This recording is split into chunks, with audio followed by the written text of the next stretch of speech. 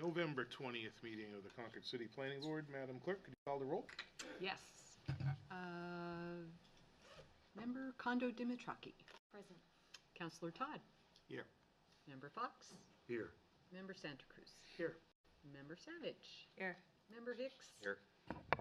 And Member Rosenberger. And Chair Woodfin. Here and ready to roll. Okay, we have a quorum. We'll open up the meeting. First item on the agenda is approval of the October 16th meeting minutes. Would someone like to make a motion to approve those minutes as submitted? So moved. Second. Motion has been made and seconded. Any discussion? All those in favor? Aye. Opposed? Abstentions? No, everybody here? Okay. We've got a motion and a second to approve the joint work session meeting minutes from the October 16th meeting that many of you attended, as well as our architectural design review folks. If you would someone like to make a motion to approve those minutes as submitted? So moved. Second. Motion's been made and roundly seconded. All those in favor? Aye. Aye. Opposed? That motion carries. And a quick overview of the agenda tonight, if Chairman? anyone, One excuse me. abstention? Yes, One abstention. one abstention, I'm sorry. I forgot to ask. Quick overview of the agenda tonight. We have several items that have been pulled either by the applicant or, by the applicant. 6A, which is a determination of completeness for 20 South Main Street major subdivision. 9A, which is Chapel Tractor, a public hearing at 391 Loudon Road for a site plan. Item 9F, Alden Place Condo, minor subdivision. Item 9G, GSA facility gut at 128 Airport Road. Also being pulled to the January meeting is item 9C, which is the Red Blazer site plan for 72 Manchester Street, and item 9H, the minor site plan for non-residential structure at Shaker Road, at an undetermined address at Shaker Road. So we're going to take two motions. If someone would like to make a motion to extend item 6A, 9A, 9F, and 9G, not extend, I'm sorry. Continue those items to the December 18th. If someone would like to make that motion. So moved. Second. Motion has been made and seconded. All those in favor? Aye. Opposed? That motion carries. And looking for a motion and to continue to the January 15th meeting at the request of the applicant, items 9C and 9H. So moved. Second. Motion has been made and seconded. All those in favor? Aye. Opposed? That motion carries, so that will move us on to design review applications by consent. In our packets of info here, you have items, any of those been pulled? No. Items 5A through 5G are on determination of completeness. The board has reviewed them. If any member of the audience has any questions or concerns about items 5A through 5G, if you could make yourself known. If not, any member of the board have any of those items that they'd like to pull out of consent? 5F. 5F, for the record, has been pulled out by Jeff Santa Cruz. We'll address that separately. Would someone like to make a motion to approve items 5A, B, C, D, E, and G as submitted with architectural design review comments? So moved. Second. Motion has been made and seconded. Any discussion? All those in favor? Aye. Opposed? That motion carries. Let's do the determination of completeness by consent. Oh, no. We can go right to the 5F, Jeff. Can we read that into the record, Anne Marie? Sure. Classic Signs, Inc., LLC, on behalf of ROI Trust, requests architectural design review approval for a new 78.5 square foot internally illuminated monument sign at 16 Manchester Street in the Gateway Performance District. All right, Jeff. So a couple things. One, I know ADR was concerned with, are we approving all of the signs to say blue text with white background, or is the applicant going to come in each time and get their signs separately approved? So we're basically looking at the overall sign. Second is the location. I'm a little confused because the location where it is makes it seem like you enter that driveway to go to all these different businesses, which means you'd be cutting through the bank all the time, because that sign doesn't actually have any sort of addresses or anything. The location was already approved as part of the site plan approval. Well, then the other question is, are we, by approving it, are we saying that all the signs have to be blue and white, or are we understanding that? Yes. Okay, then I'm good. I just want to make sure I understood it. Thank you. That's the intent of the putting it through. Okay, any other questions, any comments from the public on that?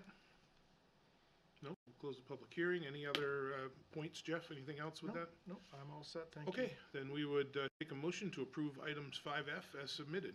So moved. Second. Motion has been made and seconded. Any further discussion? All those in favor? Aye. Opposed? That motion carries. That moves us on to 6. Determination of completeness items by consent. Again, consent, whoops, That one was continued. which one? 6A. 6A, thank you. End of the consent agenda and right into our public hearing section. So let's read item 7A into the record if we can. Poignant Signs on behalf of JS 155 Loudon Road LLC et al.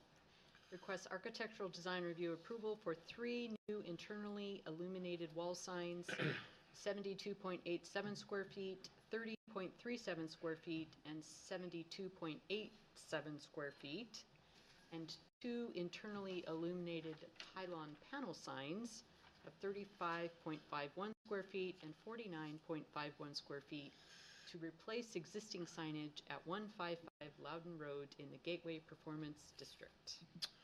All right, welcome to the table. If you could state names for the record.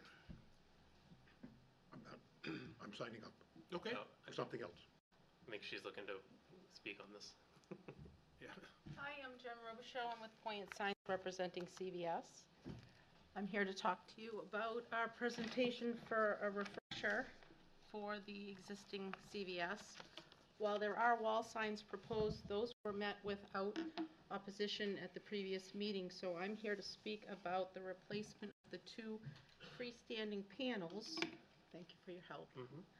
Freestanding panels from 2 sign faces reading CVS Pharmacy to the same conditions, translucent faces to translucent faces.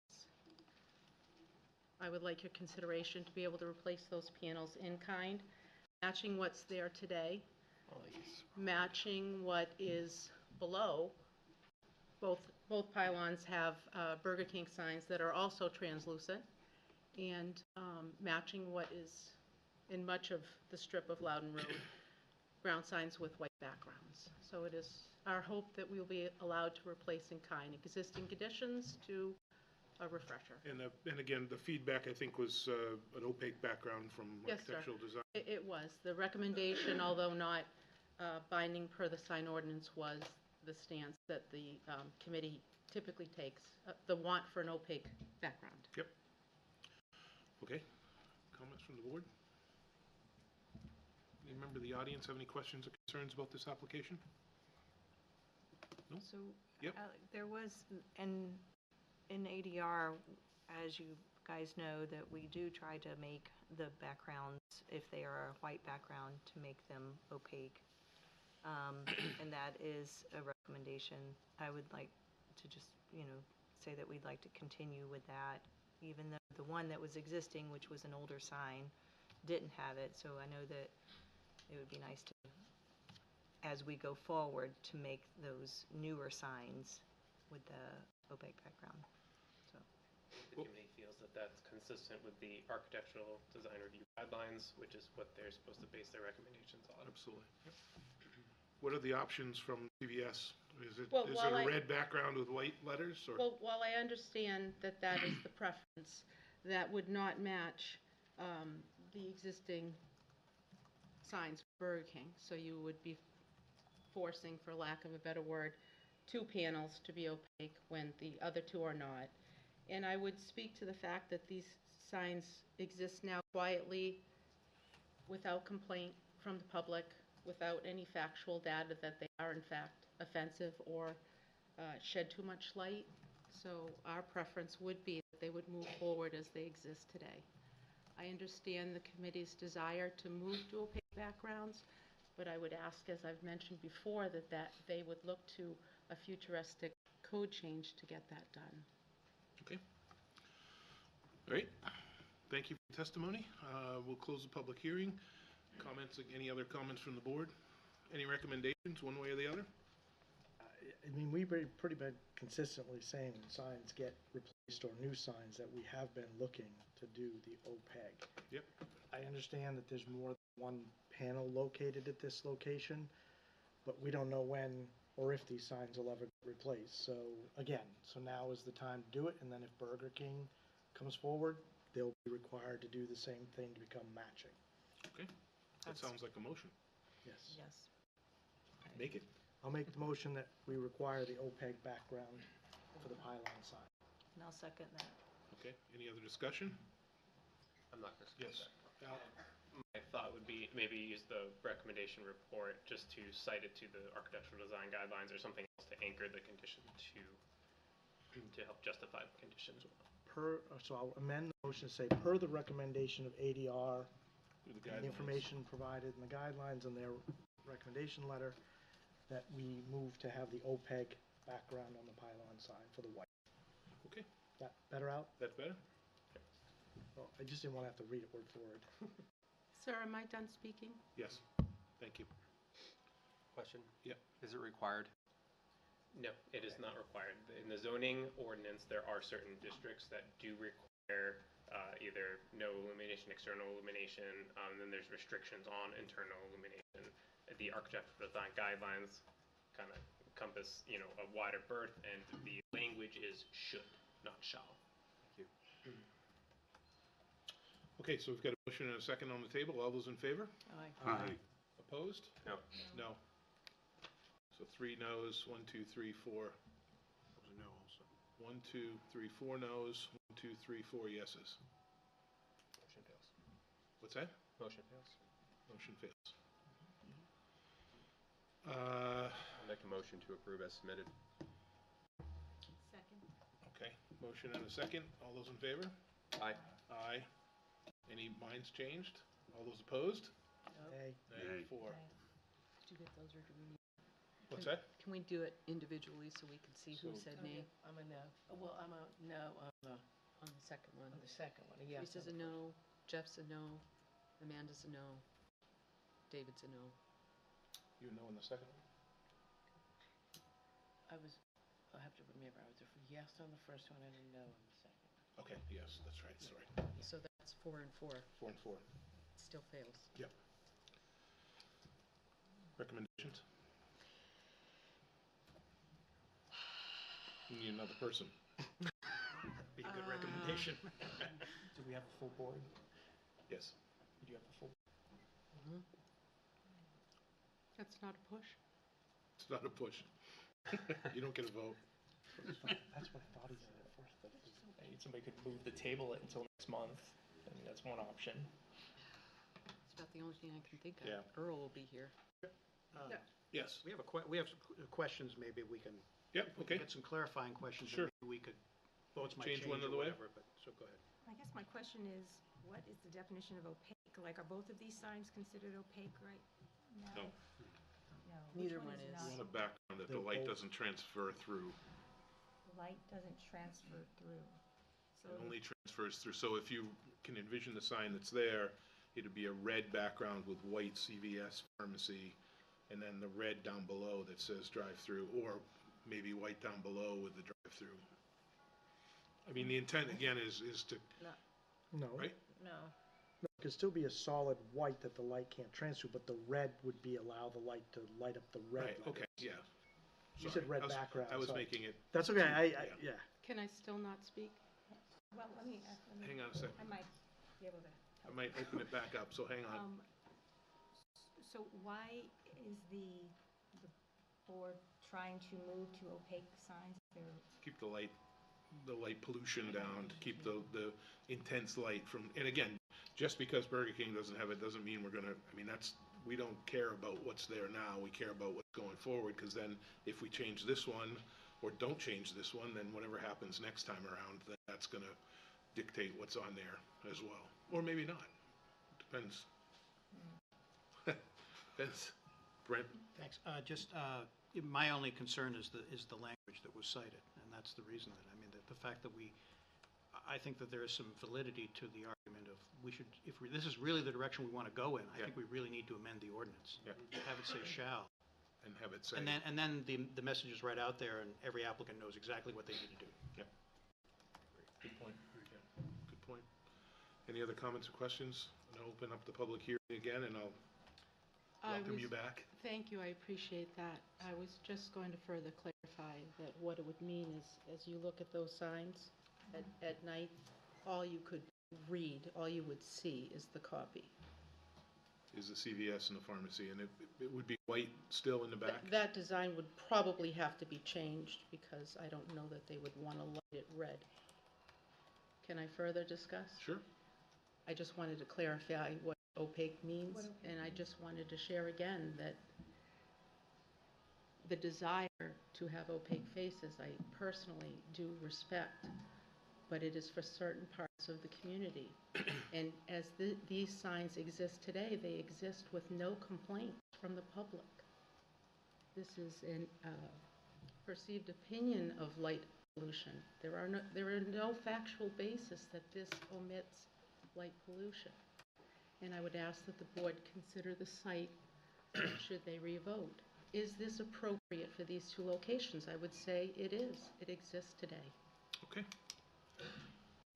Thank you. We'll close the public hearing now. Thank you very much. Thank you. Any other further discussion? I'm going to make a motion that we approve the sign as submitted with the white background, not opaque. And again, I think Councilor Todd's position is valid, is we need some stronger language if we want to enforce it.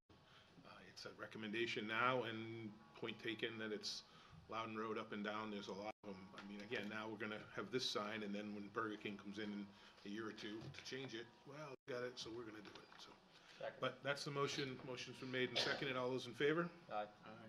Opposed? No. No. 3, 4 noes. Still have 4. We're set. How do we do that? Same as last time. Same as last time, all three? It's the same as last time. Got a deadlock. Still tied. No one The changed no their hasn't vote. been moved, and neither's the yeses. Still, Well, I changed from no to yes. you were no? You couldn't have. You, Yes, And you we- were yes. depends on which one you voted for, because the first one voted for the opaque, you said no. Then the second one, he Right, voted right, as right, approved, right, you right. said Now, yes. yes. Yeah, So you didn't sorry. flip. That's okay. I didn't flip.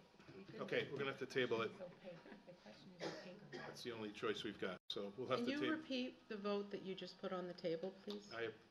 My motion was to approve the sign as submitted, Translucent faces. translucent background. And the vote, with a show of hands, positive was? Yes. 4 to 4. It was the same as the earlier vote, I believe.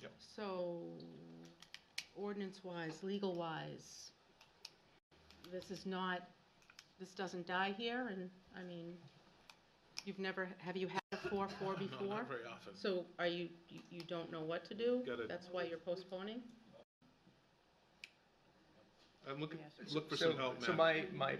so normally there'd be 9 members of the board. There's one board missing tonight, or member missing tonight, which is Earl Pierce, who's the vice chair.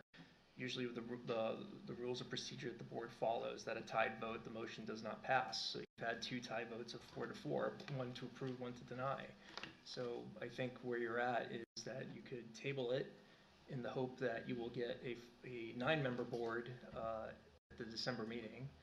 And That would not be my hope. My hope would be if there's precedence that in the past, 4-4 means it does not go forward. I would like your opinion on that. I just gave it. I understand that, but you also suggested that we could postpone and another vote would come in. Well, the board's not complete tonight, so there's only 8 members. There are 9 appointed members. There are 2 alternates who are also not here tonight. And so when the board's procedures are, a tie vote is a failure. You've had 2 tie votes, 1 for, 1 against. I think the only thing the board can do is take a vote to formally table it to your December meeting. But there is past practice that a tie would fail. No. No, It's- no. No, I guess don't know I- where you heard that, but It no. means the motion It failed. means the So motion there- failed altogether. It's as though Yeah. there's It's no as if we didn't decision. discuss it and we start Yep. over again There's no next month. precedent, right. right, so I'm going to make a motion that we table this until the December 18th meeting. Second. Motion's been made and seconded. All those in favor? Aye. Opposed? That motion carries, so we are tabled. We'll see you next month. All right, let's get item 7B into the record. Am I allowed to ask a quick clarification, or should I wait till next month, or? What's the question? My question is, if an applicant does not agree with the ultimate decision, what is the next step for them?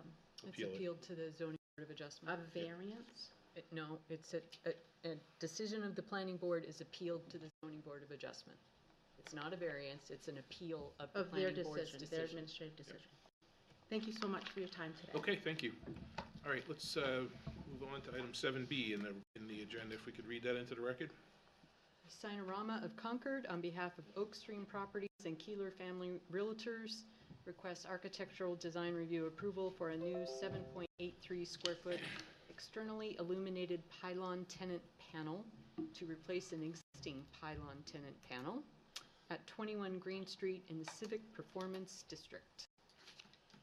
All right, welcome to the table. If you could state your names for the record. My name is Kendra Price. I'm Caleb Price. All right, and what was the issue with this?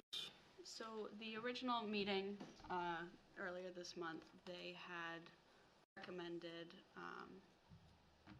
the client and I had agreed on most of the changes. The only thing that was not agreed upon was the recommendation was previously to put this Capitol building floating like that. I think it would look a lot more cohesive as a sign, as if it were. That is not mine.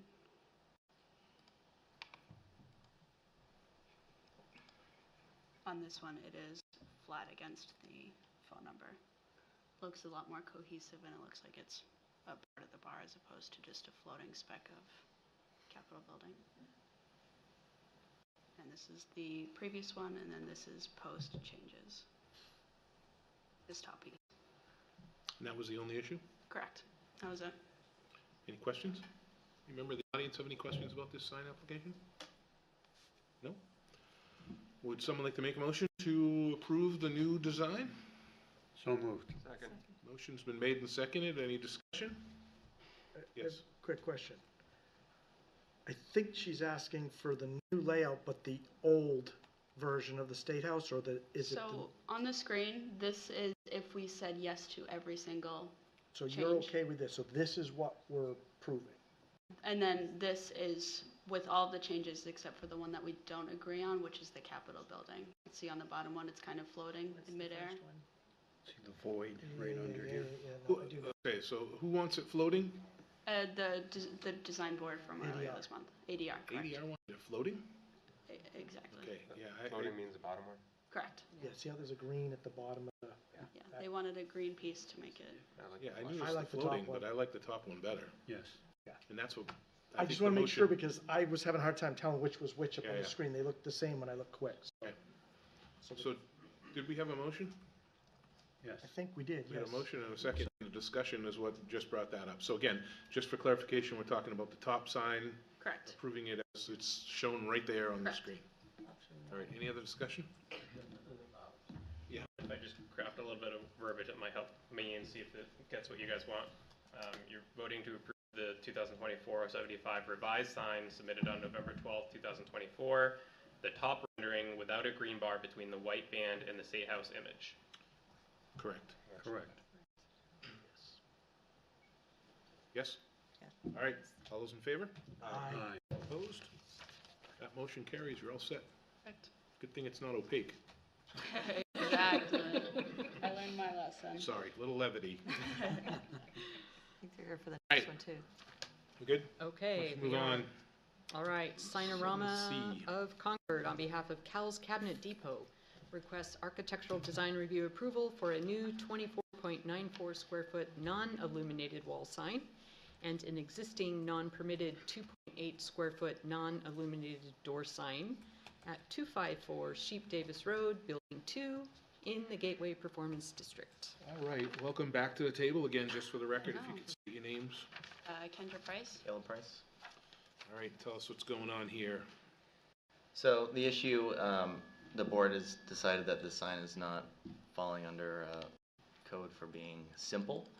Well, the recommendation was to remove the website and phone number from the top, as well as getting rid of kitchen and bathroom model, quality, price, and then making that bottom bar that's blue the same navy color as the top, and with the additional room increasing the size of cowls at the top. Would we be able to at least get some definition of what's simple? We're fine with, making some concessions, removing the number, the website at the top, increasing the size of cowls. But our client thinks it's pretty important to be able to distinguish what kind of work needs to be done. Cabinets, granite, quartz, flooring, that can stay, but it'd be also important for customers to be able to know kitchen and bath removal, quality, price. That's not really that much. It's two little separate things. So we'd like to be able to at least have that stay, and remove some of the clutter at the top. That's fine, and increase the size of cowl. But if I could get some clarification on simple, that would help, because I don't think that if we remove that, I still think it falls under simple, at least for what this business does. And again, we can't tell you what you can put on there. We can just tell you that we either don't like it or we do like it, as far as the look and feel and the clutteredness of the sign. I don't know if there was any other discussion from ADR, Alec, as far as the comments or questions on this. I haven't reviewed the minutes specific to this sign. In your recommendation, I read through it, but I didn't have to kind of see what they recommended. It was just those two things. So, okay. Any other comments or questions, Dina? I don't know, do you think that cabinets, granite, quartz, flooring, tile kind of implies that you would be remodeling for kitchen or bath, that maybe you don't need to have kitchen and I bath think you could make that argument, but I think you could also make the argument that it just provides clarification. That's his specialty, his kitchen and bathroom model, and I'm sure that's pretty much what he wants his customers to know. I mean, maybe he can do other things, but it would save him time and customers time as well to know what he specializes in. At least that section. Yeah, but there's a difference between what he specializes in and putting everything on the sign. I mean, that's the issue, is there's just so much on there, including quality and price, which, Yeah, maybe that could come off. That's fine, but if we get rid of quality and price, I think there was also a mention of the color at the bottom, kind of adding to what looks to be a little bit of the clutter. What if would the board maybe agree with making the whole bottom the navy color, maybe getting rid of quality and price, along with the website and phone number at the top? Yeah, so if you took out that center kitchens and bath remodel, the quality and price with the stroke, if you made that blue and just centered kitchen and bath remodeling under Cabinet Depot, took out quality and price, took out the blue line, and then made the bottom the dark blue line, that'll give you some a little more cohesiveness and less some clutter. depth I don't in there. disagree. And the website and phone number just, again, clutter up the top, but. Yeah, that's fine. Are you fine with taking those out?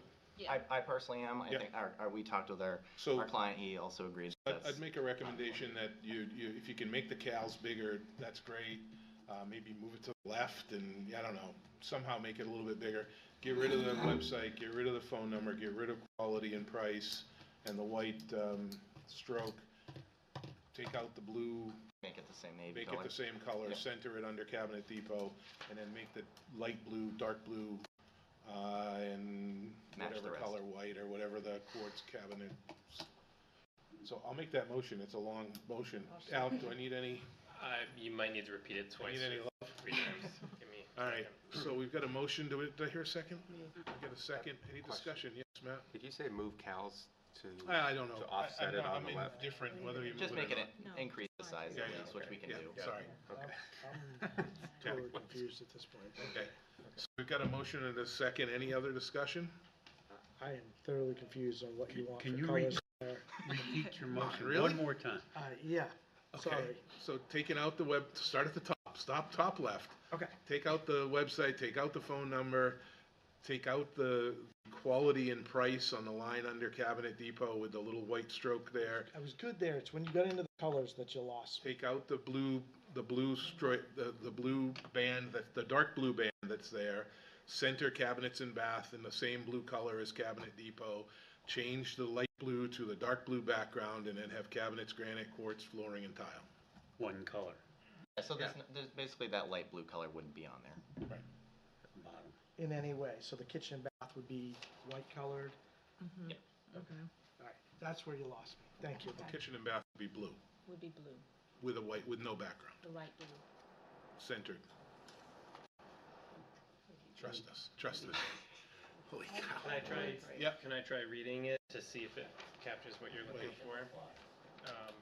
Motion to approve the applications as submitted with the following conditions to more closely conform with section 5.4B of the Architectural Design Review Guidelines by providing a more simple and direct message. The text bar containing quality and price is to be removed. The text bars where the website and the phone number are to be removed. The bottom light blue band background is made to be the matching dark blue, and the word cows is increased in size. If possible.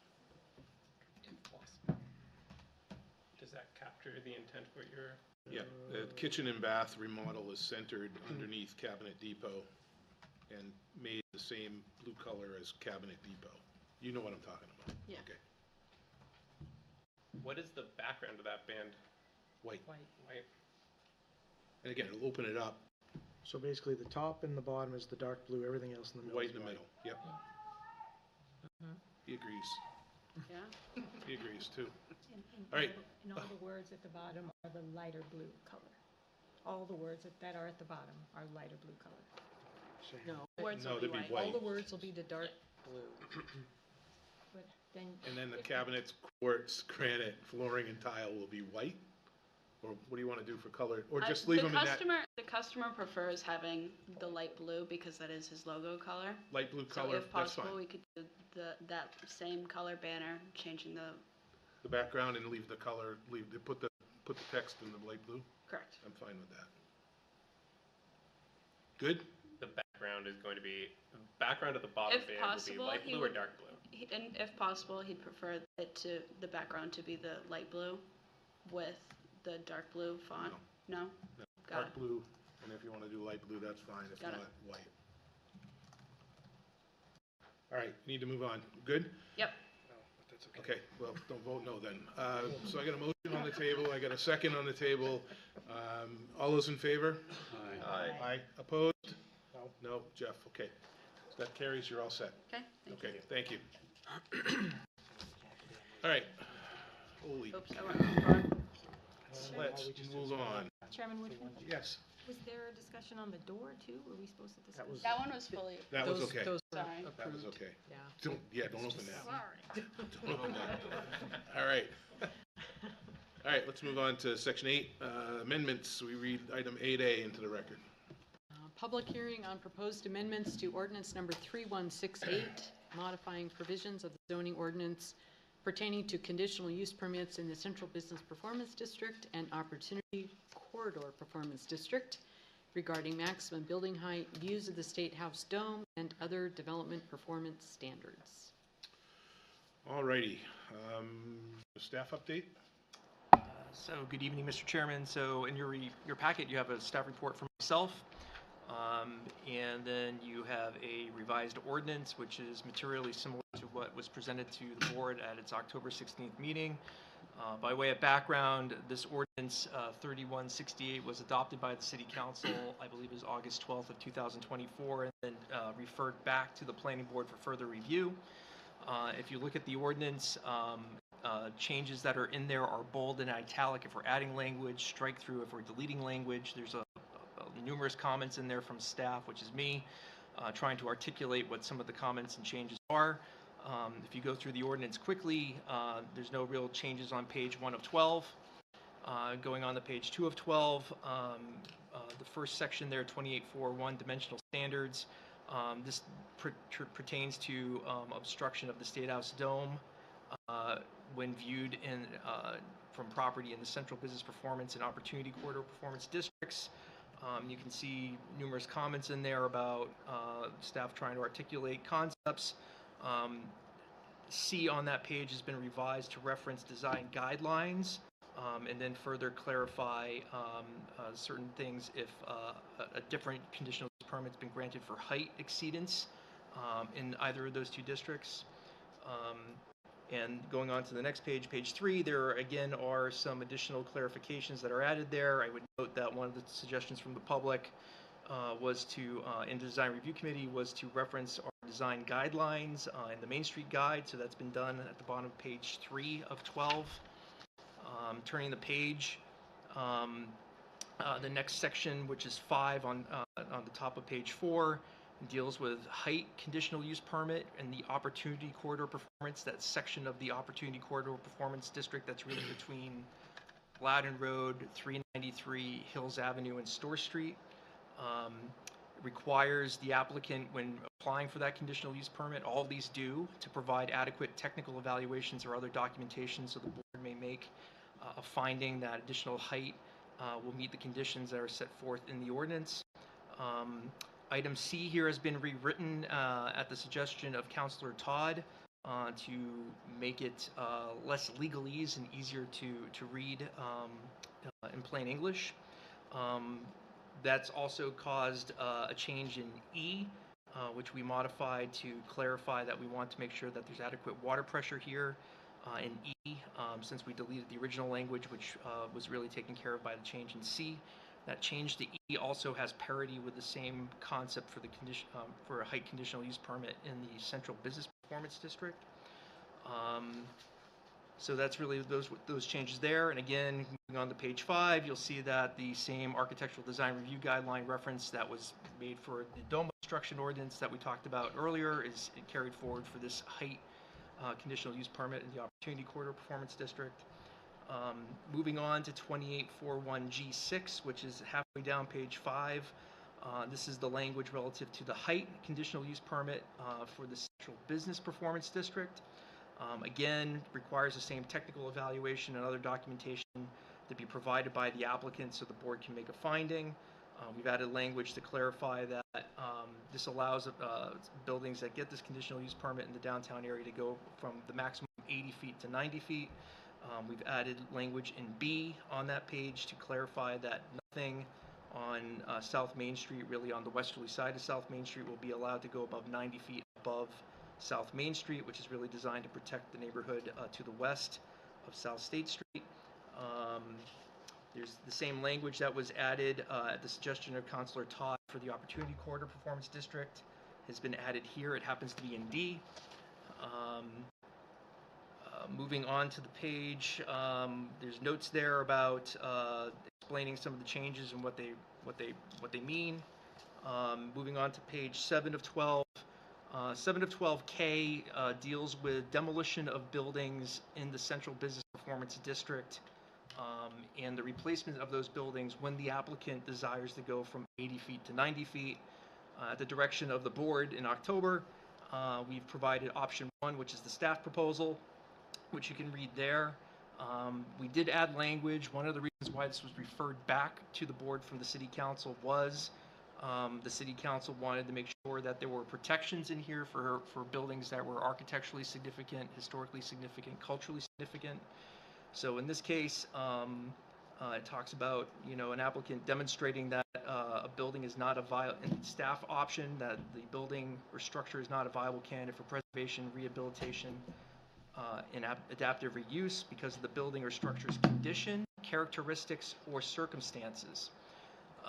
It goes on to say that the board must also make a finding based on what the applicant provides that the demolition of the existing building or structure will not result in a significant adverse impact on historical, cultural, or architectural resources in the community. Some additional language was added by staff after talking with various people that made it very clear that the board has the power to require the applicant to provide whatever documents, reports, or evaluations that the board needs or it feels it needs to be able to make that determination. So it really reiterates the concept at the beginning of this section that talks about the applicant having to provide suitable technical evaluations and documents for the board to make a decision. So that's that one. There's the option below that's been made by Liz Hengen, who's a member of your design review committee and a historic preservation consultant here in Concord, Her suggestion is that the structures to be demolished is not eligible or listed on the National Register of Historic Places, either individually or as a contributing property within a historic district as determined by a qualified preservation consultant, and that rehabilitation of the structure to be demolished constitutes a financial hardship for the applicant due to its condition, as demonstrated by a written report by a qualified structural engineer accompanied by a project's pro forma. The city administration and staff have concerns with that language because there are situations in the downtown central business district, in the National Register district that was created in 1999, with certain buildings that we think are going to be problematic if you looked at them. So one of them is the E&P Hotel, which you're well familiar with. That's part of Mark Zaborowski's project. I'll give you two more. You're familiar with Sour Joe's on Pleasant Street Extension, that one-story building. That is a contributing structure to the downtown historic district. I have pictures of it if you want to look at it. It is not particularly special looking. It's awful. It's a one-story building, but it is a contributing structure to the district as the E&P Hotel is. So if this language was in here, that building is probably structurally sound. But if somebody wanted to redevelop it to go taller and maximize density in downtown, it would be a problem under the suggested language from Ms. Hengen. I'll give you another one. The Concord Food Co-op on South Main Street is in the National Register District as a contributing structure because as a grocery store, believe it or not. In that case, that sits on a 0.62 acre lot on Main Street, prime real estate. So if this language was adopted as suggested by Ms. Hengen, again, and hypothetically, if the co-op ever wanted to redevelop that site, maybe they wanted to redevelop that site to keep the grocery store but put housing above it for their employees, for example. Maybe they wanted to densify that site like we just did with the employment security site that's just down the street from it. That's going to be problematic. So you're going to run into situations where if you use the National Register language, it's going to be a problem. Or if you rely on a structural assessment, I assure you that the co-op building is structurally sound. You're going to run into problems. So the staff language is purposely vague to allow the board to be able to tailor what it wants from applicants on a case-by-case basis so you can make an informed decision. And I fully expect that the planning division in the community development department will be working with applicants before they come in to advise them on what they should be bringing to the board so it can make an informed decision. Or we would counsel them to meet with the board for a preliminary consultation to have a dialogue with the board about what documents the board might want to see to make a determination. So that's that sidebar there. And this is the crux of the issue, I think. I think that's the crux of the issue. For everybody. So moving on to page 8 of 12. So that was page 7. And even if you satisfy either option A, or option 1, or option 2, you still have to satisfy language below that. That's I1, 2, 3, and 4, which we think has protections in there to make sure that this tool is not used lightly in the case of demolition. It goes on to, while we're here, we wanted to do some housekeeping amendments also in section 28.548, which is on page 8 of 12 of the ordinance. You can see the changes there again in bold italicized font that's underlined. In some cases, these are just housekeeping issues.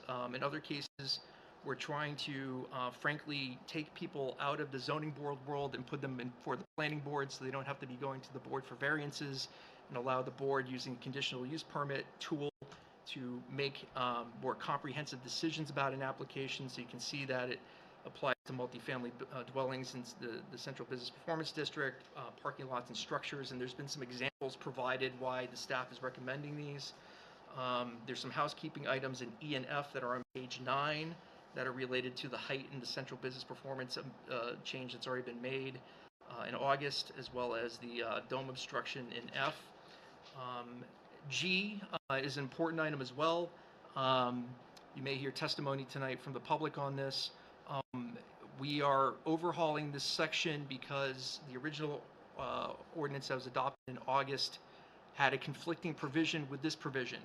And what we've done is nixed the conflicting provision that was adopted in August, and we're putting it all in this section G, hence the rewrite that is here, to make it much more clear about in the Central Business Performance District when you need to step a building at when that building rises to a point that's 65 feet above street level, We needed to step that wall that's on a street back 10 feet. We defined which streets those are that will have to occur on, so it's crystal clear to the staff and to the applicants of what they have to do. We've also put a relief valve in there, so if the board thinks that stepping it back is not necessary on those streets, or maybe it doesn't need to be 10 feet, maybe something less than that to create some visual pizzazz or to accommodate a unique circumstance of where an elevator stair tower might be, something like that, or to avoid having a bunch of buildings that look very similar when they hit 65 feet. We've added some flexibility there, which was all of this was in the October draft. And then there are additional changes on H&I on page 11, again, with some examples of why the staff's recommending that. We did, at the suggestion of the public, in this case Liz Hengen, we did add a definition of development program on page 11, so that's clear, because that term is used in the ordinance. And I'd be happy to answer any questions that the board may have. So again, just for the record, the planning board met the last 2 months with architectural design review in public sessions prior to the planning board meetings for each month. A lot of work went into kind of making sure that we're dotting I's, crossing T's, and really getting feedback. We want to get feedback from the public as well, but I applaud the work and the back and forth that it's taken to get us to this point. So before we open up the public testimony or public hearing or public questions, any board members have any comments, questions, concerns? If not, we'll open up the public hearing and invite someone up to the front if you'd like to come up. Which I was going to say, that was a nice job. You've Yeah, really it was taken an into excellent job. account all of the components that have been brought forward since the original, and I just want to say thank you, because I think that you've met a lot of desires, needs, whatnot, to make this a really good document to help us. So it's been helping. It's been a pleasure. It's Go ahead, been, you well, can no, say it. it's been, I always enjoy working with the board, and the public's had constructive comments. Design review had constructive comments, and I think we have a better product than we did in August. So, but we'll find out after your hearing. Okay. Anybody want to go first? I'm going to close the public hearing. If not, Ari, come on. Oops.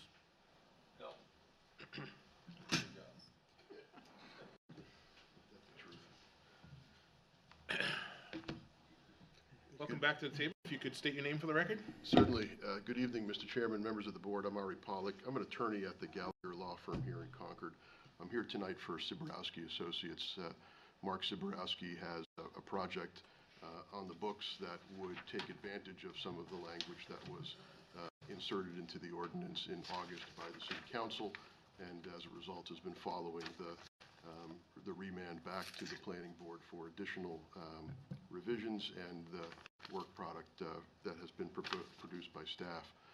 First, we want to say that staff's done a great job, Matt Walsh in particular, I think synthesizing a number of different voices and opinions into what has become a stronger document as a result of it. There are a number of ambiguities that were left unintentionally or having unintended consequences as a result of the council's decision back in August, and I think the document is now better for it, and therefore Concord and the Planning Board will be better for it when projects roll forward. Without belaboring matters, I think the real choice before the board tonight, frankly, may be the option 1 and 2 language on page 7 of the draft. We want to put our vote in for option 1. We don't get a vote, but if we did, we'd vote for option 1. The reason we prefer option 1 is it does not make hard reference to an external source or a registry of properties and places. Matt gave some very good examples of where that registry may not be consistent with the goals and the desires of Concord, whereas the whole purpose of this amendment was to give the Planning Board, the trusted members of the Planning Board, the authority to do what is in the best interests of the community on a project-by-project basis. The other reason that option 2 may not function as well as option 1, option 2, of course, is connected by or, so if you are on that registry and it doesn't make sense locally, you might default for option 2 there. Option 2 also has some problems in terms of the language. Rehabilitation of the structure to be demolished constitutes a financial hardship for the applicant. I read that to mean applicant specific, that the applicant may have a financial hardship, whereas this is a rule that's to be applied across the board relative to whether or not structures can be demolished. I don't know that there's a real relevance to the applicant's financial situation when you're determining whether or not a structure has value to the community. Another item there that I think might turn out to be problematic, a qualified structural engineer would be perhaps asked to generate a report. Number one, you could have arguments about who is and is not qualified. There's no external reference there to where those qualifications may come from. The other point is, and I think Matt made this point, a structure's integrity may be intact, but nonetheless does not fit modern programming, is not well serving the community. It's a one-story building that may have some significance, and structurally it's just fine, but it doesn't really offer anything to the streetscape or the community or the mixture of uses that you're trying to incorporate into a downtown district. The last point there, on the very last words, the project's pro forma, I'm concerned that that will incorporate a number of what otherwise would be proprietary facts known only to the developer and to the developer's lender. I think this point was made in some of the comments incorporated in the draft. That's just, it's problematic language in my view, because now you're off to the races in terms of what types of disclosures somebody may need to make in a public setting, subject to record-keeping rules and disclosures that may have everything to do with somebody's credit and not necessarily the cost to rehabilitate a building. So for those reasons, we support option one and all the rest of the work that staff has done, and we would urge you to recommend that version to the council. And no other comments on the rest of it, it's just this particular issue, the crux of the issue. Yeah, only what I said at the beginning, which is I think that there were some unintended ambiguities in what the council had passed in August, and I think that this draft taken as a whole closes a number of those loops. Okay, questions for Ms. Pollack? Your point on demonstrating the hardship is well taken. Again, it's not the developer's response. You know, the developer, no, you can't rip it down because this developer can't do it. Can't do the valuation properly as opposed to somebody else. So, thank you for pointing that out. I spend my third week of the month with you folks. On the first week of the month, I spend it with the zoning board, and I can assure you that the phrase hardship has very loaded, specific meaning that I don't think is intended in this draft. Point taken. Okay, thank you for your testimony. All right, who's next? I saw somebody over here. No? Oh, okay, thank you.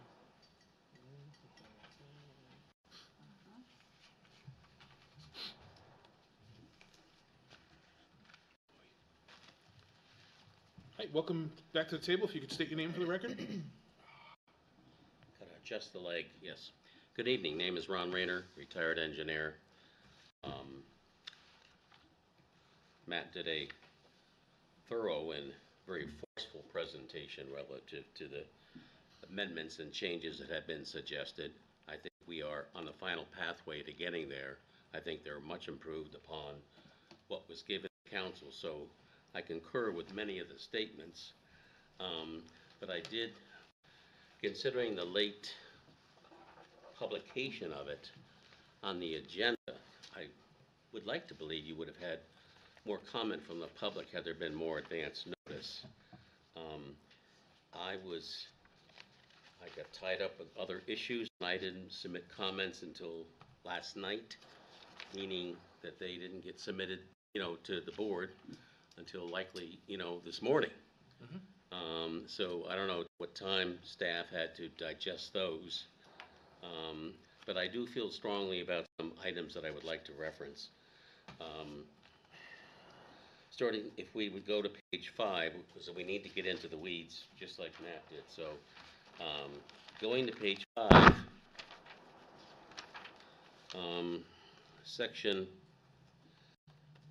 Section A is clear because it references the table and we know we're talking about 90 feet. But Section C, Section C, H, I, and J I simply recommend the addition of the word seek, which is elsewhere in one of the paragraphs. It's crystal clear when you say seek to. And so I would suggest that, so there's no ambiguity going down the road whatsoever. You don't want to do that. Many people have indicated tonight we keep it intentionally vague so that the board can make their decision. Well, that could also backfire, because making it intentionally vague gives legal counsel down the road the opportunity to challenge. So the section for, I'm trying to find where it says already in one of them, seek to. J, look at J, paragraph J says, which seeks to exceed. So you should repeat that in I, H, and C. Crystal clear. Okay, moving on to the guts of it, the crux of it, page 7. I went back and forth between option 1 and 2. Based on some of the comments that city staff had made, I tend to concur with option 1. But as an engineer, I also would like to see, I added suggested verbiage for a subsection 3 following option 1 that says does require, I backtrack, may require a structural analysis and financial comparison by the board. Now, repeatedly, people have indicated tonight, technical evaluations, technical this, yes, that is in there. And Matt has indicated we've kept it intentionally vague. But again, that has opportunity to backfire. If you say, we may require a structural analysis and financial comparison, it's black and white. It is clear. Why create a challenge down the road when one does not need to be presented?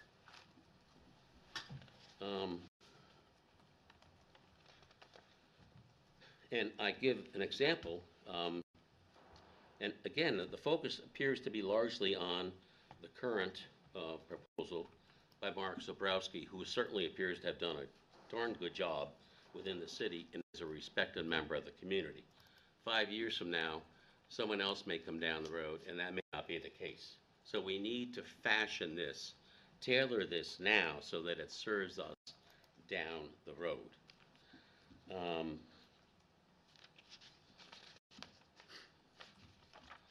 And I would like to see reference. There's concern about making reference to the National Register of Historic Preservation, but again, if it was included, which appears it won't, having the word verbiage may require a structural analysis gives you the out that you would need. And my example of on this present proposal by Mark and Company, CVS wouldn't require it, it's obvious. The Pizza Shack on, on Pleasant Street Extension wouldn't require it. But E&P, yeah, I think that's appropriate. So those are my comments. They haven't been really had a chance to be read by the public, nor have the comments by Liz.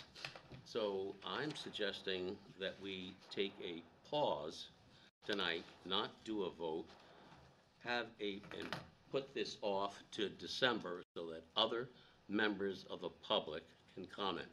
Considering the date of release of the city's planning board staff revisions, which took a lot of effort, but considering the date of release, I suggest we put a pause on tonight's vote, continue it to December. Okay. Thank you. Just for clarification, this isn't a single project amendment. This is a city. It may be triggered by this particular piece that popped up from Mr. Siborowski's project, but it's nothing to do with that as far as the. No, I'm looking at it futuristically. Okay. Make that clear. Any questions for Mr. Rayner? And this still has to go back before the city council. Yes, yeah, it still goes back to so city there'd be council. another opportunity for public to comment, or at least to staff or somebody else. Yeah, so the process is, so the planning board would, and if it decides it would like to make a recommendation to the council, that language, that suggested ordinance would go back to city council. Council would then set it for a public hearing. Council council would hold a public hearing on it and then ultimately decide to adopt it or not. Great. Thank you again for your testimony. Who's next? No questions? Nope, we're good. Thank you.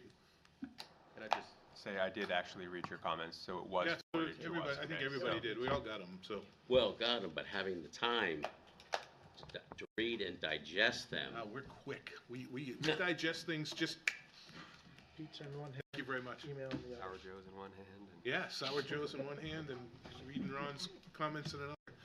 Anybody else? No? Gonna close the public hearing. Last chance. All right, close the public hearing.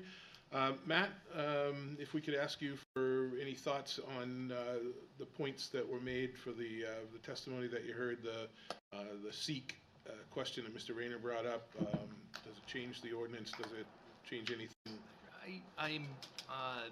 I appreciate him pointing that out in our draft. I'm not necessarily opposed to it. Candidly, I'd like to, if the board wants to add that or not, I think there would be a final review of this by the legal department. That hasn't happened yet, and we can simply ask the city attorney if she thinks it's appropriate to add seek in there to make it consistent with the rest of the sections.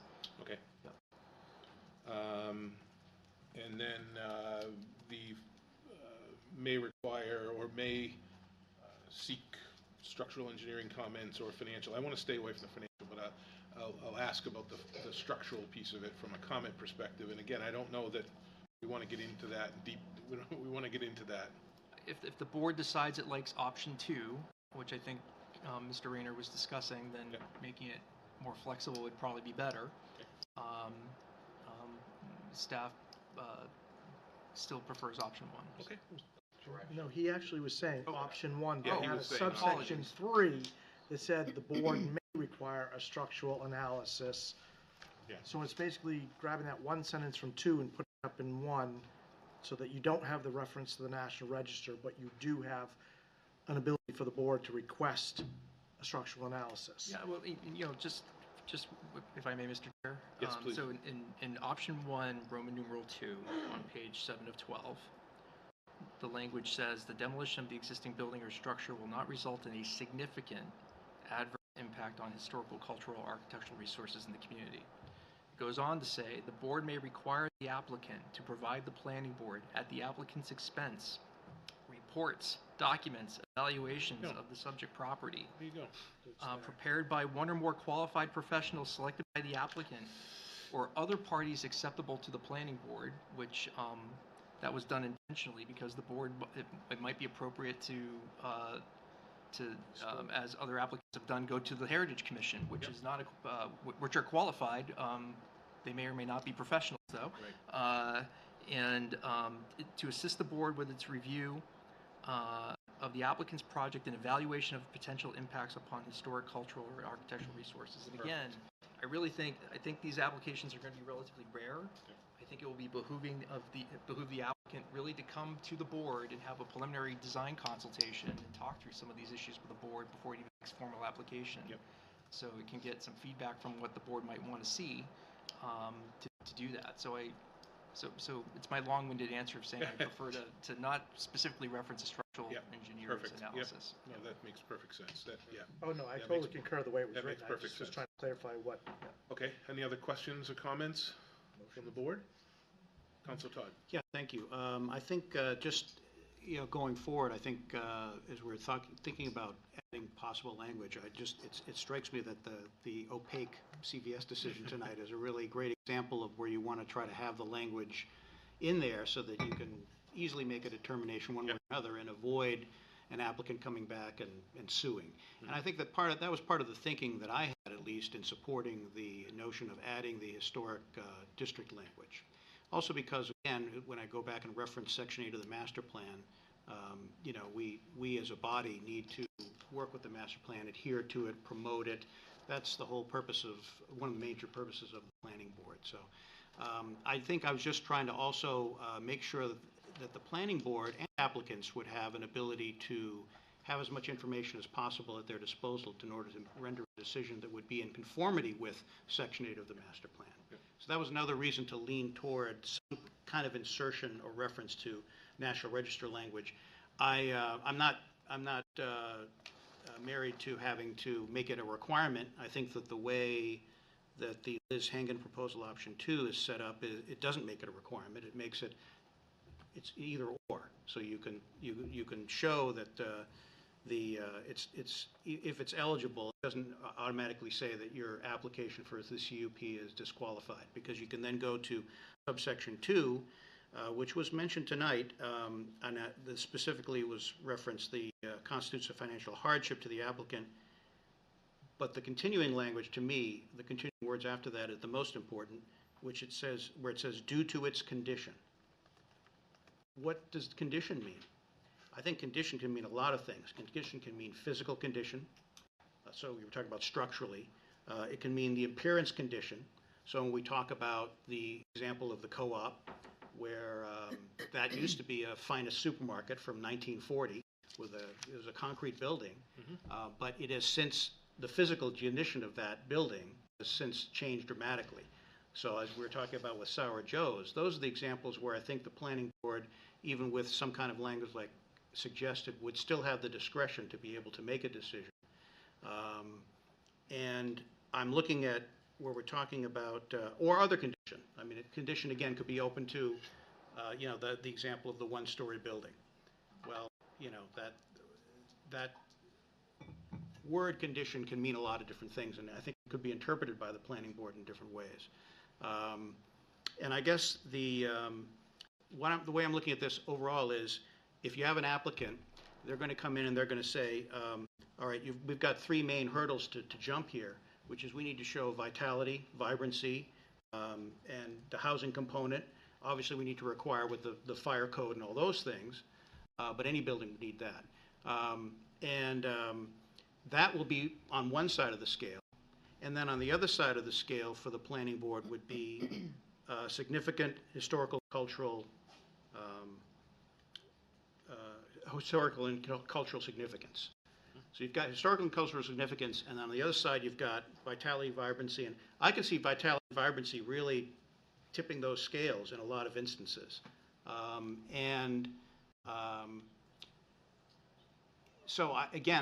Adding the National Register language, I think, was a way to kind of provide a little bit of extra balance for the planning board and for applicants to say, well, there are certain buildings that I think we know we would like to not see demolished.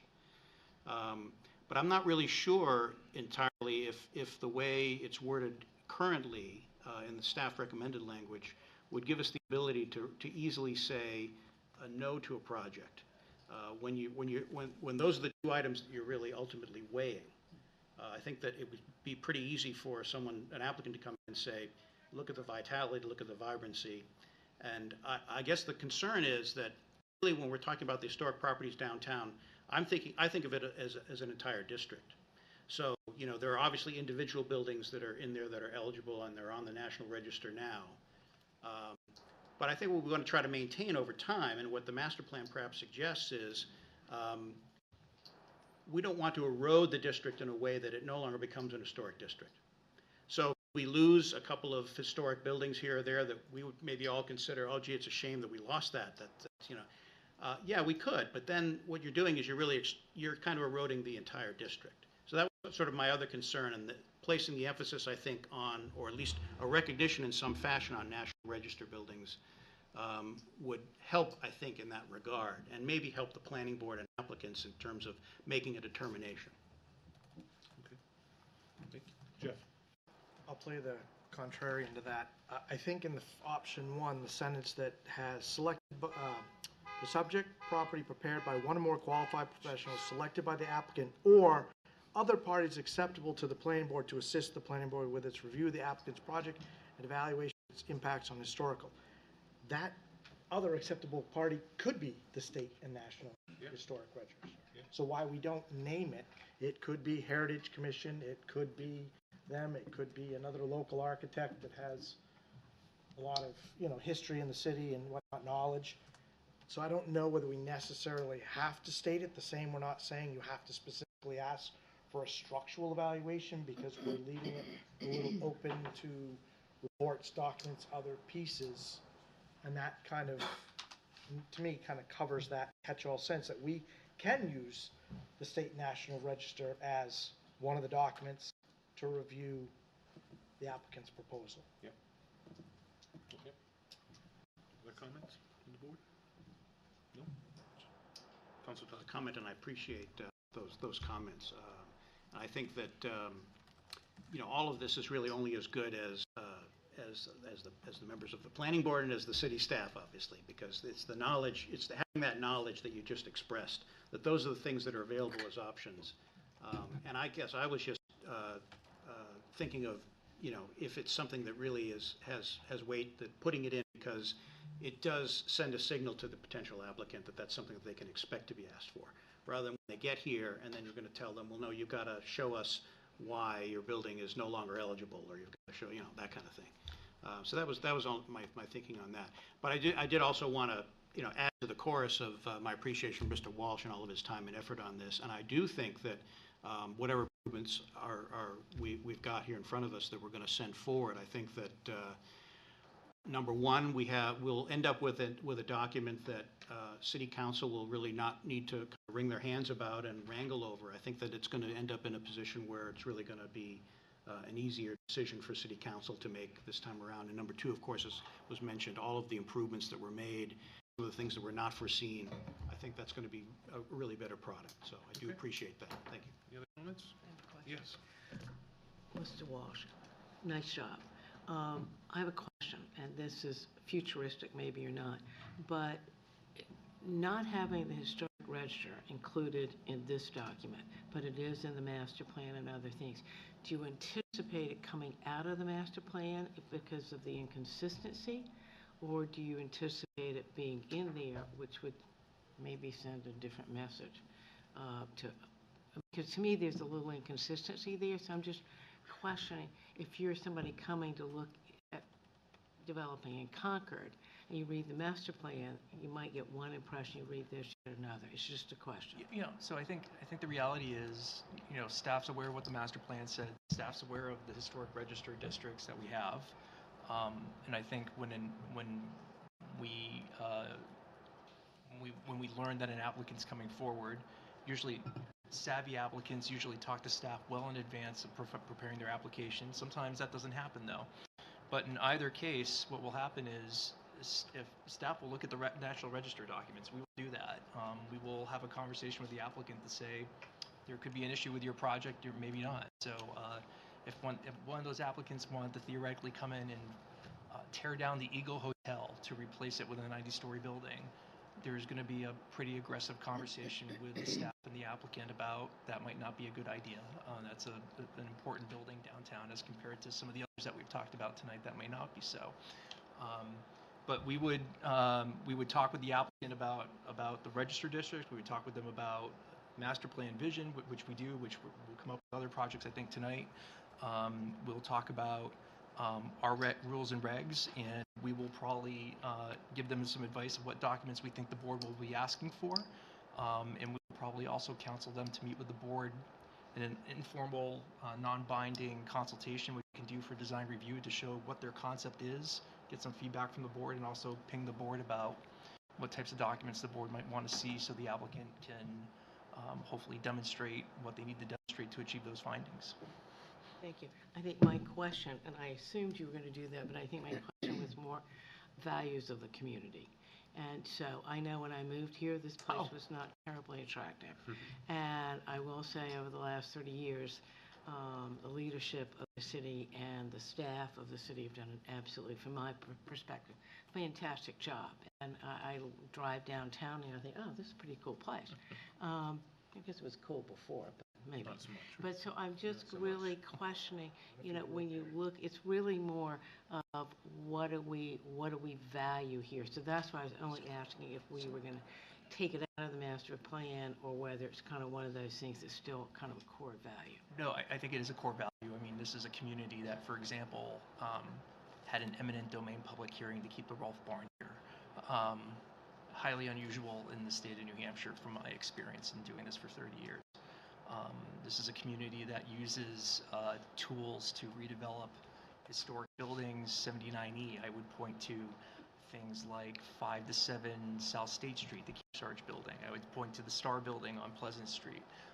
excellent buildings. I would point to the Remy Block at the corner of Loudon Road and all heavily involved. I would point to the Endicott Hotel, which the city actually provided financing for to help redevelop. Concord, it's been an excellent conversation about historic preservation. It's something the community values. I think it's something the staff and the administration values. We preserve buildings that we've owned and sold on to people. Scandia Hall, for example, in West Concord, which was owned by the city, we ensured it was preserved and redeveloped. But I think, again, I think this tool will be used lightly. I think it will be used for buildings that do not rise to the significance of being really important from architectural, cultural, historic point of view. I don't anticipate it will be used a lot. And I think there's enough muscle in the ordinance that if somebody comes along and wants to tear down a building that the community sincerely values, I think there's enough here for the planning board to be able to make a stand and say no. That was my question. So, and again, to Councilor Todd's point, as far as the historic preservation language, does it weaken the proposal one by adding that to it? Does it strengthen it at all by adding that to it, or is it a push? I mean, do we still have the same ability, whether it says, it references language regarding the historic the list, or not? Do you have an idea? I don't think I'm it's necessary. stammering, but you have an idea where No, I'm I headed? understand what you're asking. I sincerely believe it's not necessary to reference the National Register. I can tell you, though, the staff knows they exist. Downtown District's not the only one we have. Okay. And I don't think it's necessary to put it in there because, again, all these things exist. They stand on their own. It's the staff's responsibility and administration's responsibility to make sure we connect all those dots. So when we bring an application before you, just like we do with every other application, you've got some tonight that are important from other master plan perspectives. There's one for trails, for example, we'll talk about probably. Yep.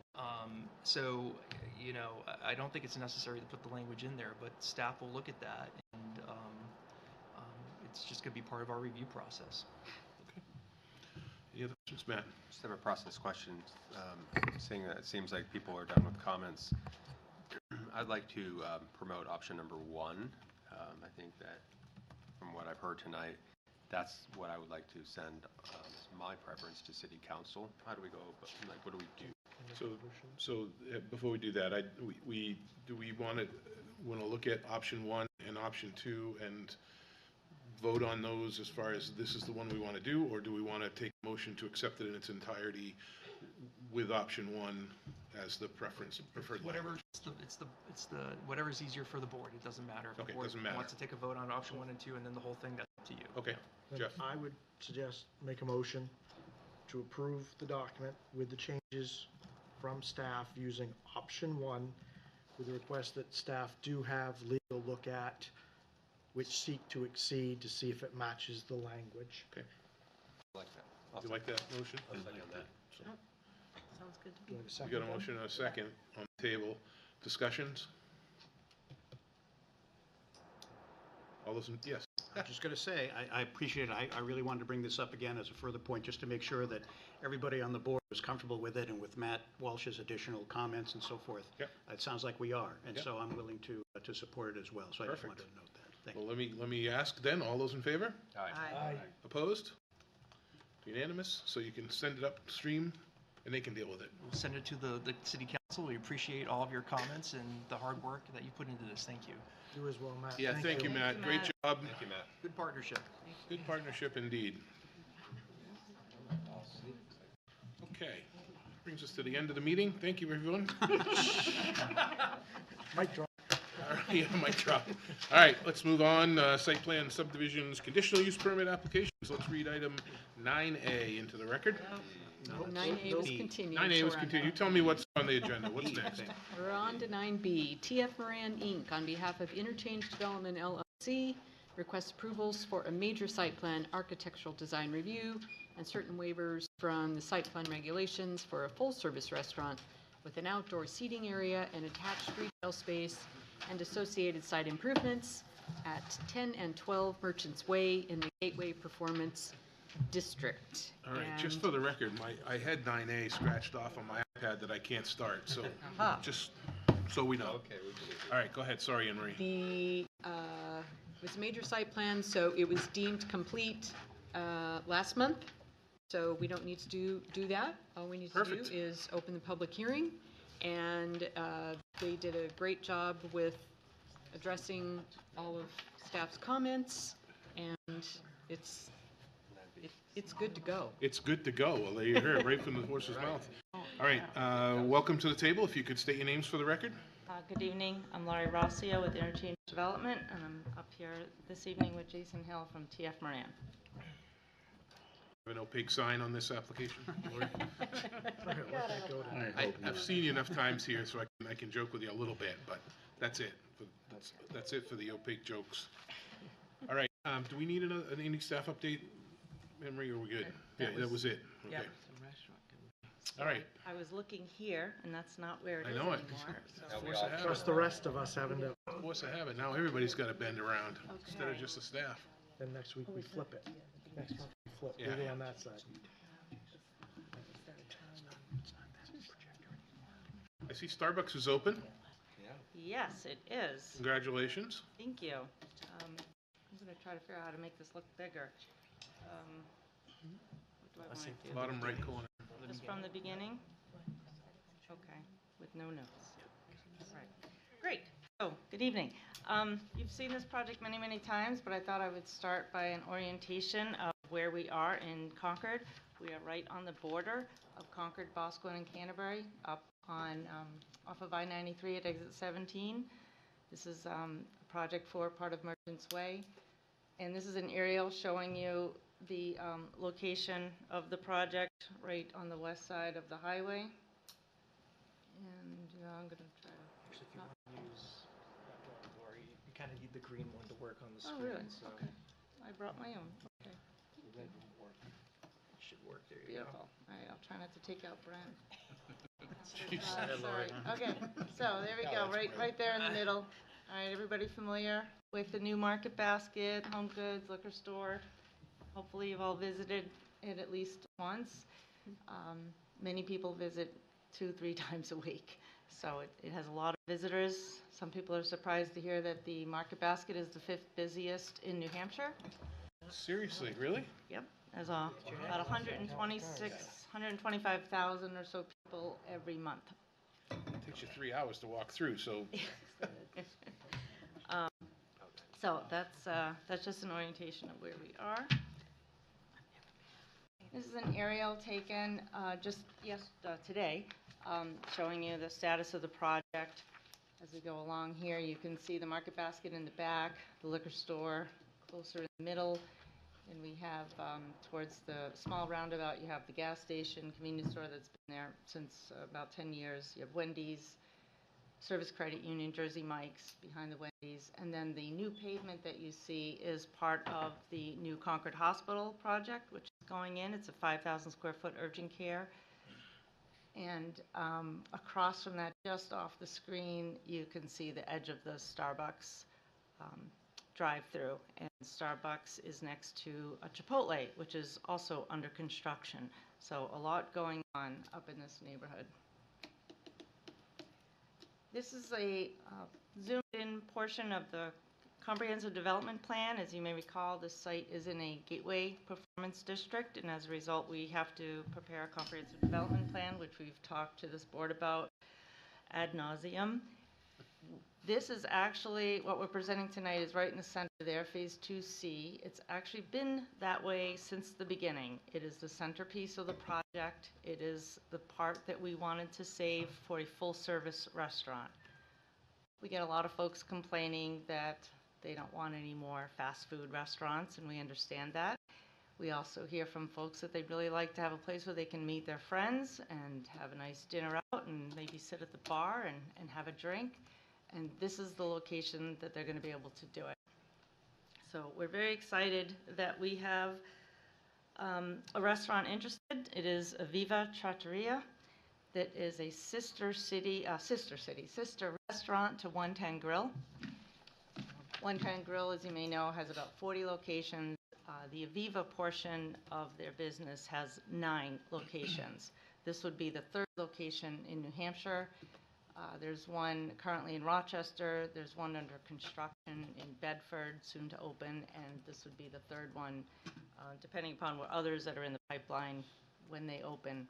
This is the third that is currently proposed. This is an aerial showing the site looking towards Boscawen, towards the river. And the reason for this aerial is to show you the blank space in the middle of the project. As you can see beyond the Market Basket parking field, there's some grassy area there across from the liquor store, and that is the area that we're talking about. So the restaurant's going to be right in the middle. Just zooming in a little bit on the site plan. We have a restaurant that's approximately 5,500 square feet. We have an adjacent 2,000 square foot retail space.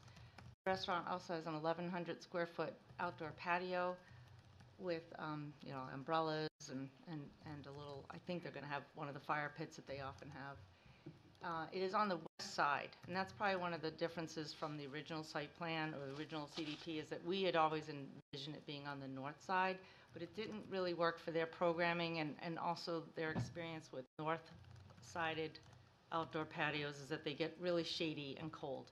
And so they want to have that sunset view and longer hours where you can sit outside with a little bit of sunshine. The Wendy's restaurant has a nice outdoor patio also facing west. So we also think that's a great idea, and that's what we've accommodated in this site plan.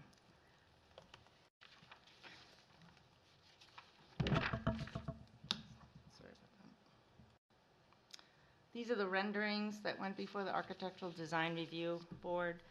I won't go into great detail, but there's a mix of materials. There's stone, there's a thin brick veneer, there's wood look Nichiha, which we've used on several of the other projects, as well as hardy plank siding, which we've also used on a couple of the other buildings as well. So it's very similar to the other projects or the other buildings in Merchants Way neighborhood. And then just zooming in again on the landscape plan in particular, there were some comments at the ADR about landscaping, and so this is an updated plan that we're going to be providing to staff, assuming that we get an approval this evening, which just shows a border of evergreens along the north side of the building to provide a little bit more screening between where the folks are sitting and Merchants Way on the north side. There is full glass on the north side of the building, so there's a lot of view towards Merchants Way and towards the north, and this will just give them something else to look at as well. And then just as an example, I wanted to show you what one of their patios look like. This is Maynard. This is their location in Maynard, Mass. And with that, glad to answer any questions you have, and any detailed questions about the site plan. Jason is also here to answer your questions. Thank you very much. Questions, Jeff? I'm trying to understand this whole idea of the pond, because the pond is located on the other parcel and then prevents the parking and access. Yep. Okay, so the pond that he's talking about is a temporary measure. Press the button again. All right, so it's in this area, and the point of this was it's a phasing issue, where we're not building any buildings on spec. Right? We don't have those kind of pockets, so we have to wait till we have tenants. The piece of the project, I'm going to go back just a little bit to the CDP. Piece of the project that is missing is right here in the middle, Phase 2B, that large retail building. 30,000 square feet. It consists of one large space for a larger junior anchor and then a couple of smaller spaces to the side of it. We are in the process of hopefully securing a tenant for that building. Should we secure that tenant and then can move forward with financing and the construction of that building, we're not going to need that temporary pond at all. But that's the whole point of it, is so that we could, if that doesn't move forward right away, we could build the Aviva and its adjacent retail, and the pond would serve to capture the rain from the roofs, and I think that's about it. I think that's all it does. Yep. So it's really just a plan on paper and hopefully not one we actually have to build, and that we're going to build both of those buildings at the same time next year. It's been designed to state and city standards as well. Yeah, I assume that. I just was trying to understand, Mr. Chair, if I could, a couple others. Yep. So in this plan and this plan here, there's actually kind of a sidewalk that connects where Jersey Mike's is all the way over this, in between 2C and 2B. It's unclear, is that to be built as part of this phase, so there's a connection through the middle of the lot? There is already a connection, so the sidewalk is already available to you on the Merchants Way No, up here. No, this Right, I know piece what you're through saying. the- yeah. This sidewalk here, Correct. what did we propose It's there? not currently proposed to Okay. be constructed. Okay, because that was one of the big things with the CDP, was all the internal connections, and without that, you're now forcing people to loop around, or they're just gonna walk through the woods or across the grass if they wanna Well, connect. they still have the sidewalk on Merchants Way. I understand. So this I'm- is a parallel route that you're Right, talking about. Right, and- which and- is one we had talked about during the whole No, it's- process, it's so. still- In fact, if you go back to the CDP, we are in the middle of constructing the hospital, and that has the beginning of that path that you're talking about right Right. there. And that is definitely going to be constructed. So they'll be able to walk from Whitney Road to this location, then go along the front of 4 to 8, and then go over to Merchants Way. Right. I mean, to 10 to 12 Merchants Way. So I guess my question is, why can't that be built as part of this phase, so that they have a connection all the way to the bus stop, or potential bus stop, or market basket, without having to walk across the frontage of the other buildings around and to? It's a spec building, and there's a lot of like fenestrations and details about that building that they have to be designed. The entrance locations, like I said, fenestration. So to design it and construct a sidewalk would be likely a redundant exercise that likely would only, maybe even not even be intact for a year. I mean, Okay, hopefully, we're so- building these both at the same time. Right. That's the goal. So where I'm going with this is, you've got this sidewalk that connects through the middle of the parking lot that would go nowhere with 88 ramps, That is true. which doesn't really do much. Oh, you're So- saying the central You have- sidewalk, Since I'm not. north-south? You have this. Yep. It goes nowhere. So basically, you're building this ramp that outlets into the middle of a parking entryway. There's no way for anybody to get there if they use it. They can't even loop back around to get to the building. So they can't even go, I parked here in this handicap spot, I can't go here, here, and here. You're requiring me to go all the way up and around to get to the building. Well, there's handicap parking for I the under- new building that Right, meets the but I'm required just, the code. way you have it drawn, the way you're saying it's being built, is you're showing handicap, and that's what we're approving as part of this plan. Well, we could remove the crosswalk to nowhere that you're referring to and have that striping be done, in the subsequent to the striping for the Phase 2B big box development. But it's, we're providing accessible routes in accordance with the code, with regards to what we're proposing under this phase, this 2C project. So I just didn't want to put a sidewalk on the south side that, due to the nuances of the finished construction, like specifically the building, the doors and such, that would likely be removed, and it was redundant. We're providing a pathway in phase 1, and it would have to be altered or removed, curbs reset and such, under that imminent phase 2B project, that's all. I guess maybe I would say, if you could work with staff to consider whether, even if you did an asphalt walkway with an asphalt berm, that would be simple enough to remove and reset, just so that you have that connectivity. Because my other question is, you've got the pond there, you've got the entrance there. Are you proposing to block off the driveway into the other phase 2 until such time that it's built? Because if not, you have basically people drive into a pond at night if they're not paying attention. No, Right? And we all know Google will tell you to do it if you're not careful. We would have it blocked off. Okay. Like, for example, we have the paving down in Concord Hospital, there's pavement there, people already tried to drive across it. So the fence is back up again to make sure nobody drives across it while it's a construction site. One more thing, Mr. Chairman.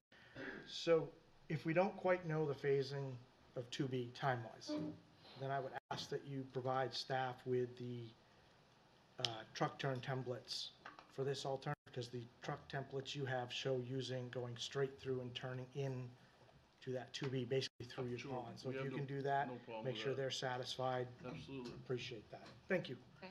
That's all I had. Other questions from the board? No? You member of the audience have any questions or concerns about this application? Okay, close the public hearing. Thank you very much for your testimony. Thank you. Any other staff concerns, questions, comments? No? Nope. Any other comments from the board? All right. Close this out, sorry. Dear. Stand by. All right.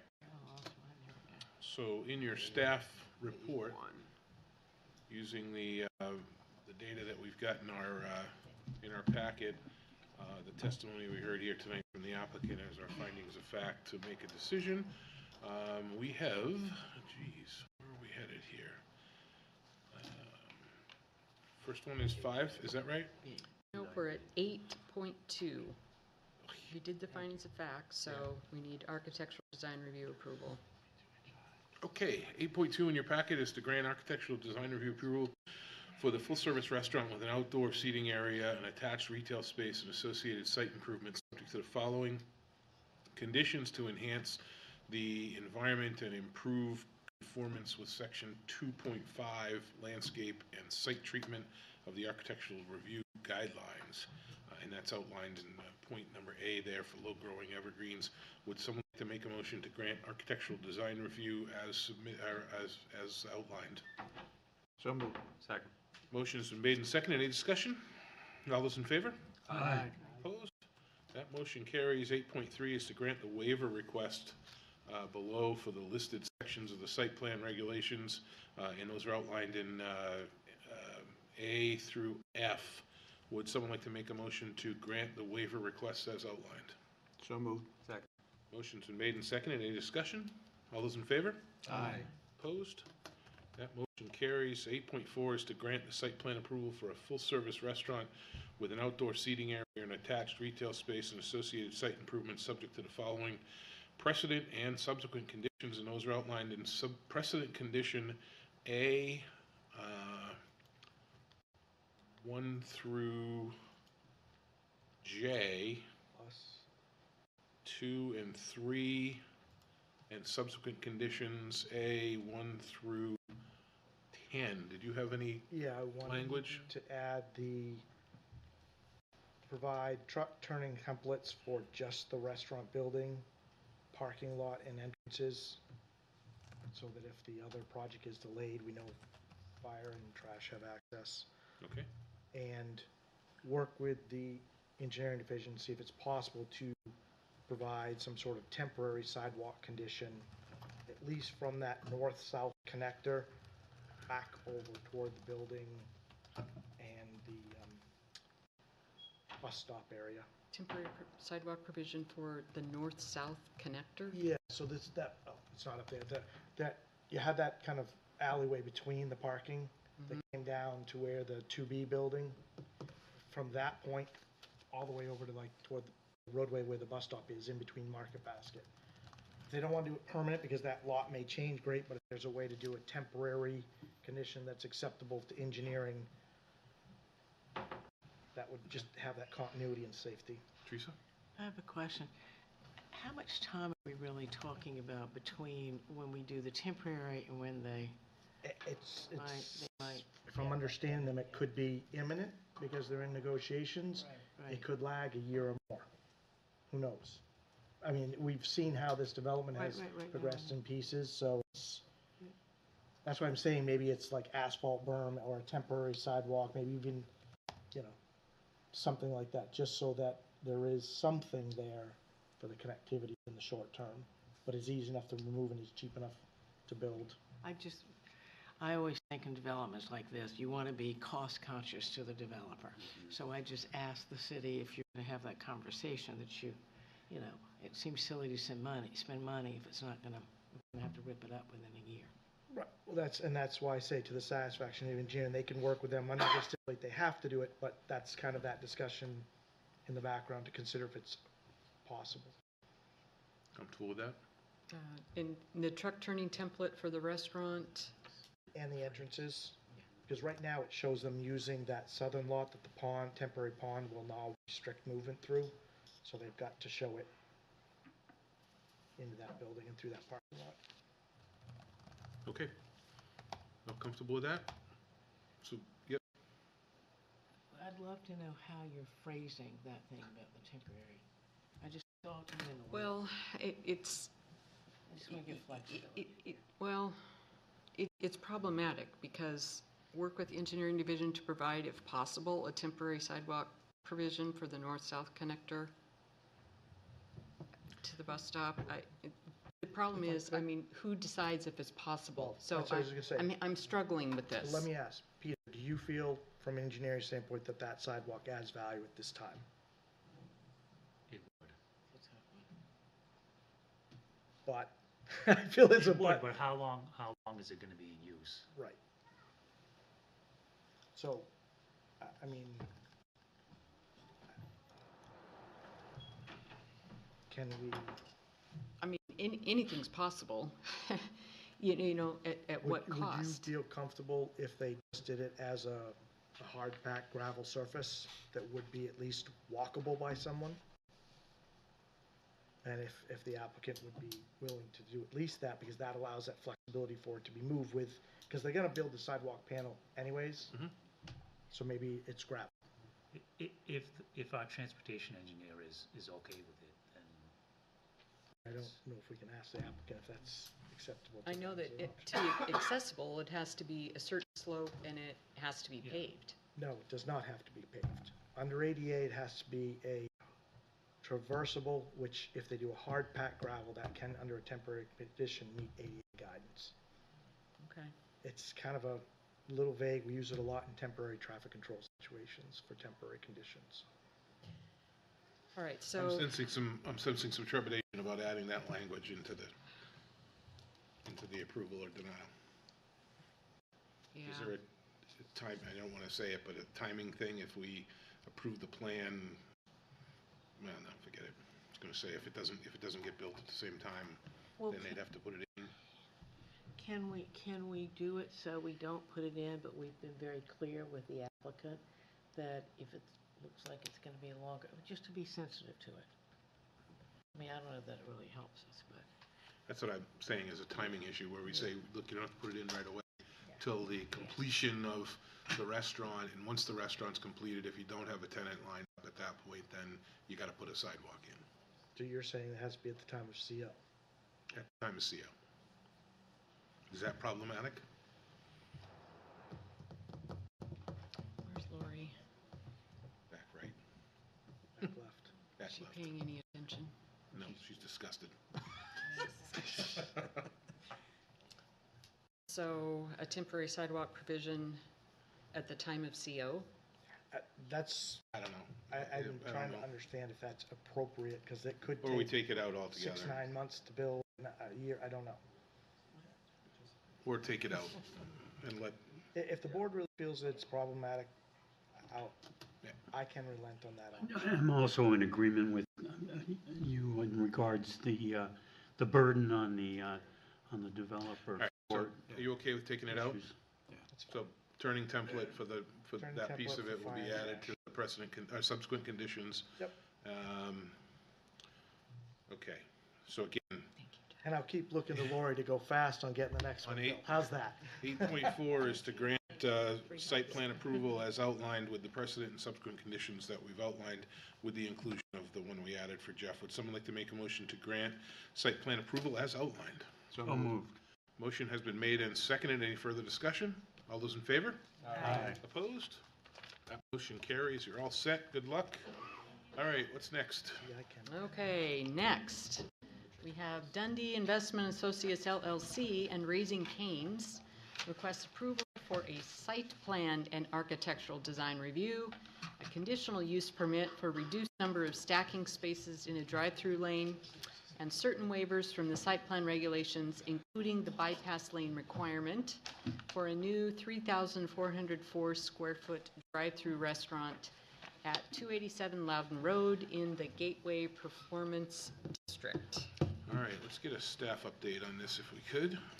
Staff update, yes, they continued this from last month to this month to address the incompleteness items, which they did. That included providing additional criteria for the requested conditional use permit, and they made revisions to to the location of the stacking spaces so that none of the stacking spaces were crossing over the required crosswalk.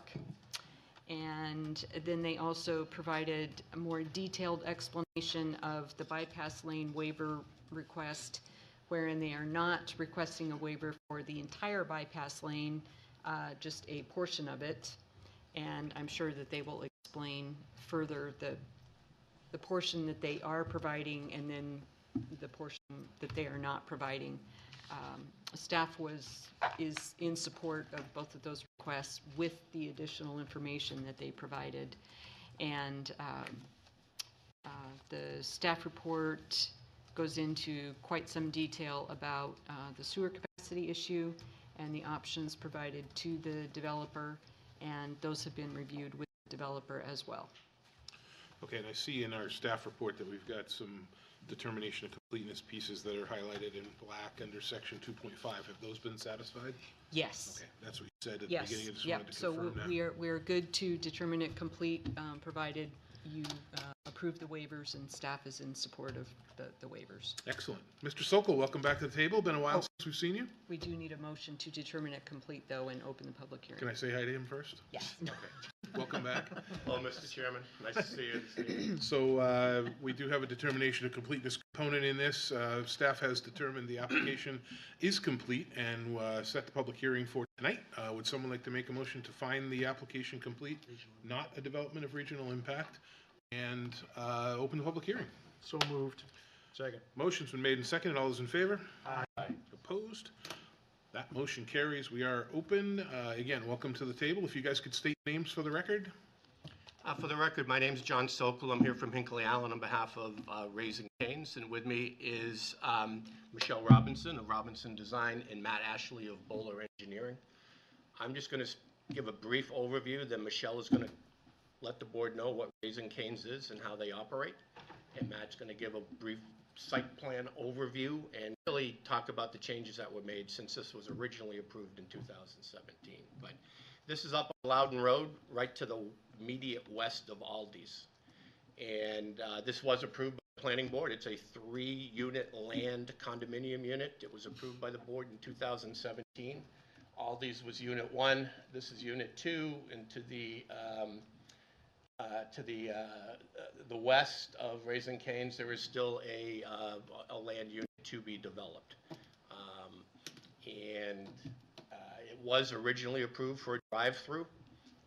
We are making a few changes to the original approval in that we're having double drive-throughs instead of a single, and an outdoor seating area, and a few adjustments to the parking lot. Matt will discuss those.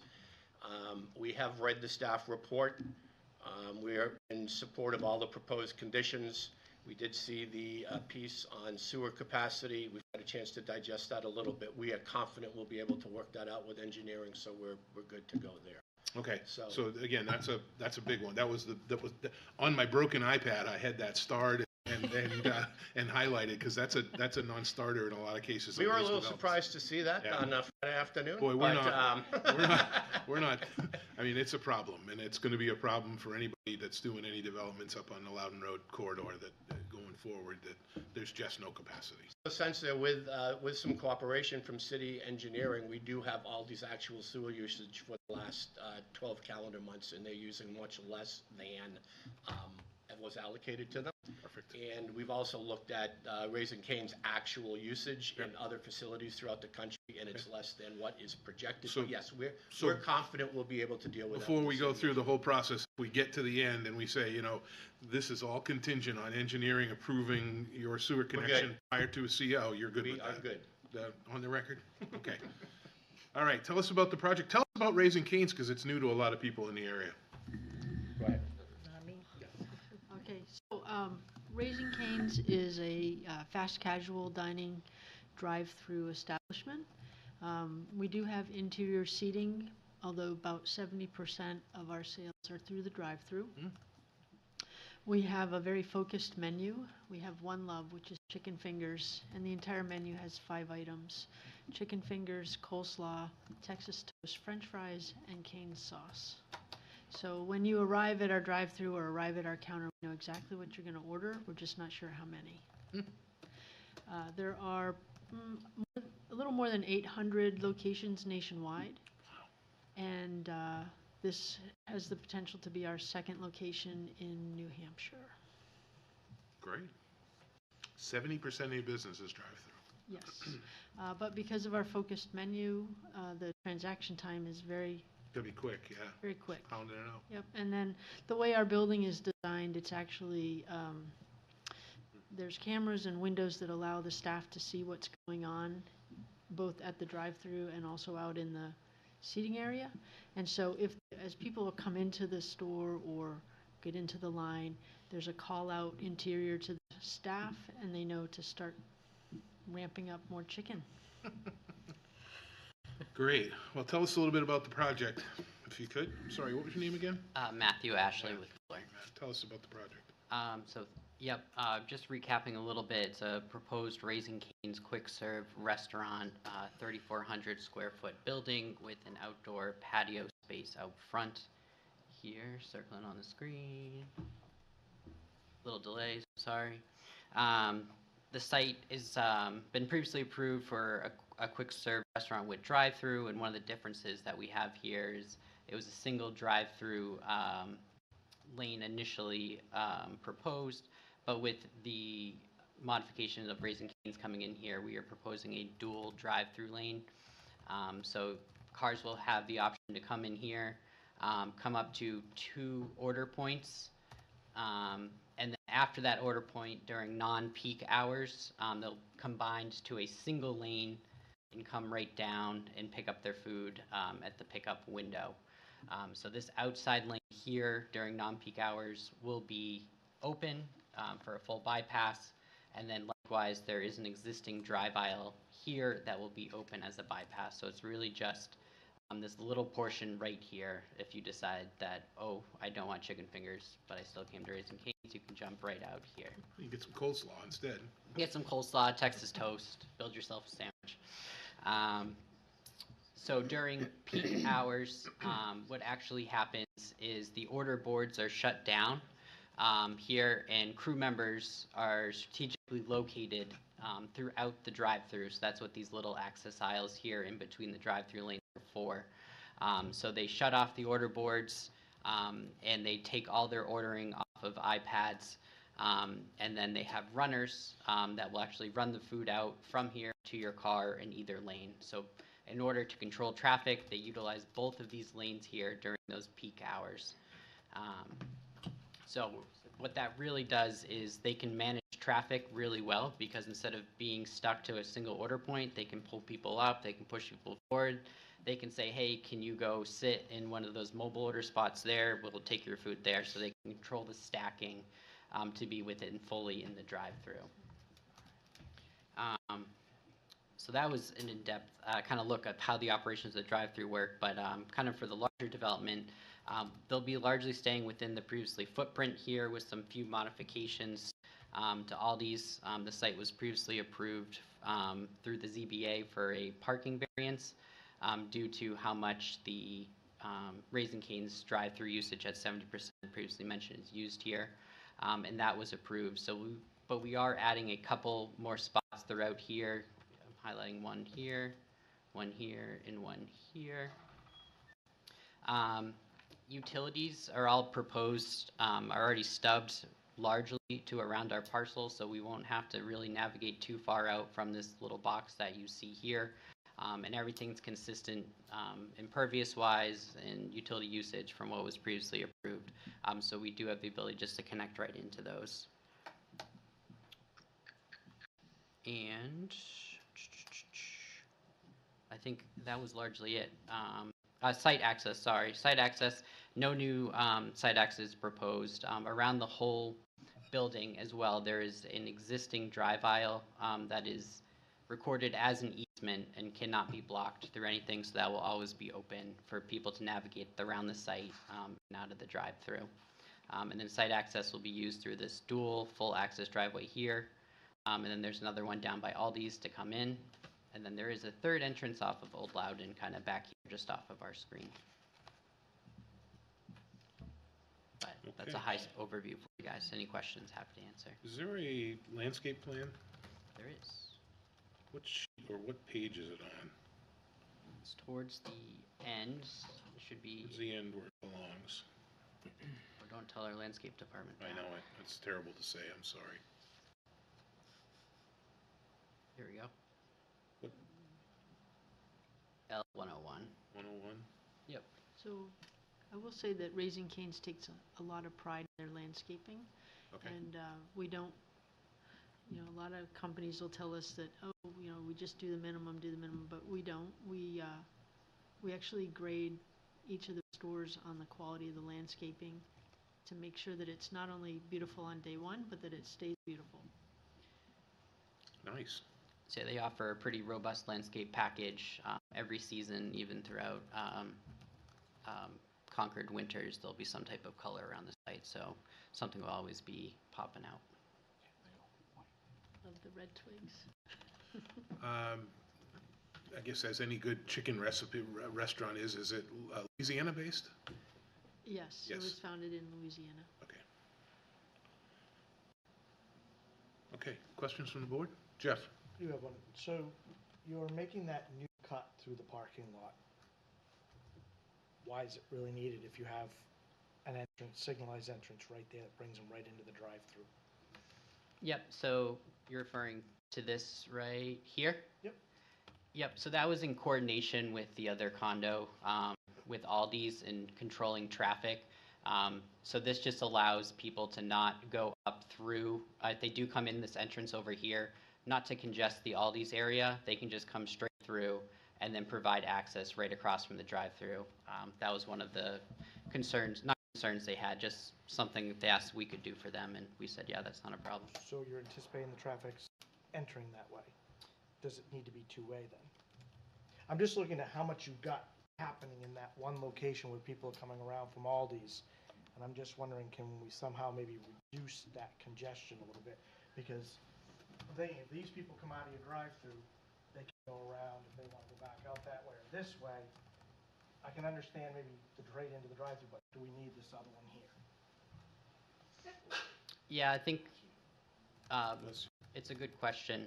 I think we definitely, if someone comes in here and realizes that they actually want to park, it does give them the opportunity to come in here and park instead of circling around in front of Aldi's again. I think that was the logic for us coming in through here. Thank you. So the front end parking on the right side of the building that's queued up there, their exit is out and around and through the Aldi's side. So if you went up the right side of the building to get, if you were parked there and backed out of the first handicap spot, you'd go north or up, and then can you go left, or are you going to go up and to the right? You can go both ways. You can go both ways, yep. Through the bypass lane. I don't see another road over there. This right here? Oh, that right there, okay. Yep. I'm sorry, oh yes, I'm sorry. Okay. All right, other questions from the board? Member of the audience have any questions or concerns about this application? No? Okay. Close the public hearing. You guys are good to go. Thank you. Thank you. All right. Get at the staff report, and again, before I do the staff report, I want to call out the notion at the bottom of your packet of the 2024-069 sewer connection permit. Again, there'll be some language, and I think in the It's in the approval, conditions. it's in the conditions, Yeah. but, so I didn't need to do that. Okay, so in our packets, in section, where am I headed? Gosh, 5, 4, 6, 8. Okay, again, using findings of fact as our, using the data that we have in our packets, the testimony we heard here tonight from the applicant as our findings of fact to make this decision. We will take a look at the first item, which is to grant architectural design review approval for the proposed 3,404 square foot drive-through restaurant subject to the following conditions, and those are outlined in A through F. Would someone like to make a motion to grant architectural design review approval as outlined? So moved. Second. Motion has been made and seconded. Any discussion? All those in favor? Aye. Opposed? That motion carries. 8.3, deny the waiver request. Yes, there was one. They asked to not provide profiles of all municipal utilities, and considering the thing with the sewer. Yep. We felt it Okay. important that those be provided. So recommendation from staff is to deny the waiver request outlined in 8.3 from the listed section of the site plan regulations because the request does not meet the criteria of 674, and it's outlined there in your packet. I'm not going to read that. But it is, just for the record, section or A in your packet, 1602 14B, which is utility plan. Would someone like to make a motion to deny the waiver request as So moved. outlined? Second. Motion's been made and seconded. Any discussion? All those in favor? Aye. Opposed? That motion carries. 8.4 is to grant the, grant the waiver request below from the listed section of the site plan regulations using, again, the criteria of New Hampshire 674-44 3E and section 3608 of the site plan regulations, section 1603 for windows, doors, and roofs, section 1608 3.8 for dimensions, 16.0310 for photographs, section 1808 design of stacking spaces. Would someone like to make a motion to grant the waivers as outlined? So moved. Motion's been made. Second. Seconded. Any further discussion? All those in favor? Aye. Opposed? That motion carries. 8.5 is to grant the conditional use permit from section 28.7-4, requirements for stacking spaces for the drive-through facilities, and that's outlined in section A. The applicant shall ensure that no vehicle shall stop on or over the crosswalk in the drive-through lanes. Would someone like to make a motion to grant the conditional use permit as outlined? So moved. Second. Motion has been made and seconded. Any discussion? All those in favor? Opposed? That motion carries. Grant the site plan approval for the construction of a new 3,404 square foot drive-through restaurant at 287 Loudon Road, subject to the following precedent and subsequent conditions, and those are outlined in precedent conditions A, 1A through A through R, 2, A through B, and then 3, 4, and 5. Is that where the sewer piece is mentioned? It's in two. Okay, it's Yeah. in number 2. And subsequent conditions 1 through 10. Would someone like to make a motion to grant that site plan approval as outlined? So moved. Second. Motions, should that say major site plan approval? Reminder. Minor. Minor. Motion has been made and seconded. Any further discussion? All those in favor? Aye. Opposed? That motion carries. You're all set. Thank you very much. Thank you. Okay. Let's move on in our agenda. What's next on the agenda? Next is Jonathan Crowdis and T.F. Bernier, a division of Hoyle Tanner, on behalf of Charles J. Rose Jr., Joyce Rose, and Kristen M. Riley, request approvals for a minor subdivision lot line adjustment application, certain waivers from the subdivision regulations to exchange 2.27 acres in an even swap between unaddressed Runnels Road and 129 Horse Hill Road in the open space residential district. Okay, is this determined complete? We will need that motion to determine it complete and not a development of regional impact. All right, so we have, the staff has found the application complete, not a development of regional impact. Would someone like to make a motion to find the application complete and open the public hearing? So moved. Second. Motion's been made and seconded. All those in favor? Aye. Opposed? That motion carries. Let's get a quick staff update on this if we can. Sure, it's a lot line adjustment. Staff is recommending conditional approval. The applicant has requested a number of waivers, and then they provided a revised waiver narrative yesterday, which we shared with you. That revised narrative is not included in the agenda. That revision had 3 additional waivers, so when we get down to, should we get to a conditional approval, we'll want to pause to make sure we include those and get them in there. And short of that, there will be some conversation about the Concord Claremont Trail Corridor that goes through this property. Okay. And I think the applicant will have a lot more to say about that as well. Okay, and in the staff report, you've got reviewed the evidence submitted does not support the waiver request. Is that what you have more information on? For which waiver? Section for wetlands, tabulations, and monumentation. Yep, that's the staff's position for those waivers at the moment. Okay, welcome to the table. If you guys could state your names for the record.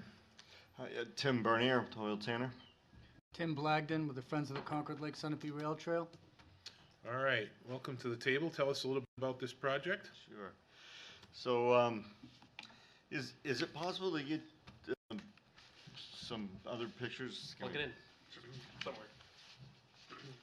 Yeah, it's an extra cost.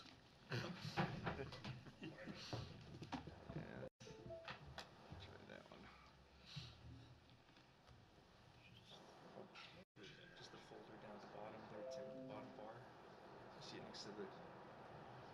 Oh, my face is right on. I know, it's hot in here. It's all pasta. That's not pasta. It's only for the planning board meetings. It is. They turn up the heat. It's hot in here. I know it. No, it's fine.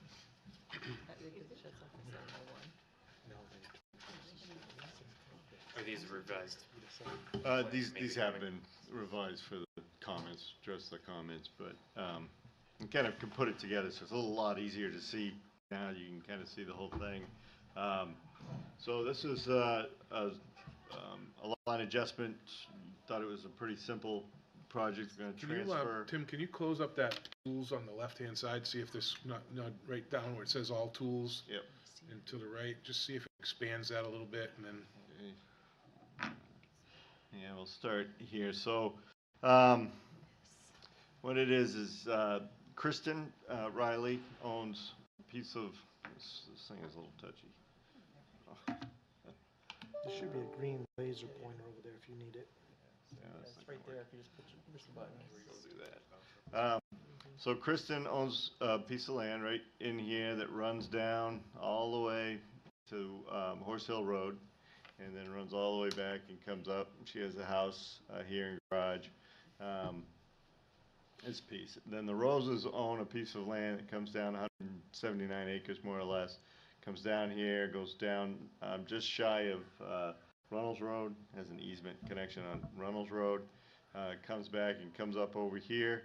On this side is Layton Park, the city park.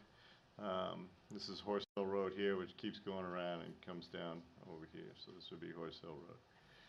So, but from a land use perspective, they took a look at this and wanted to.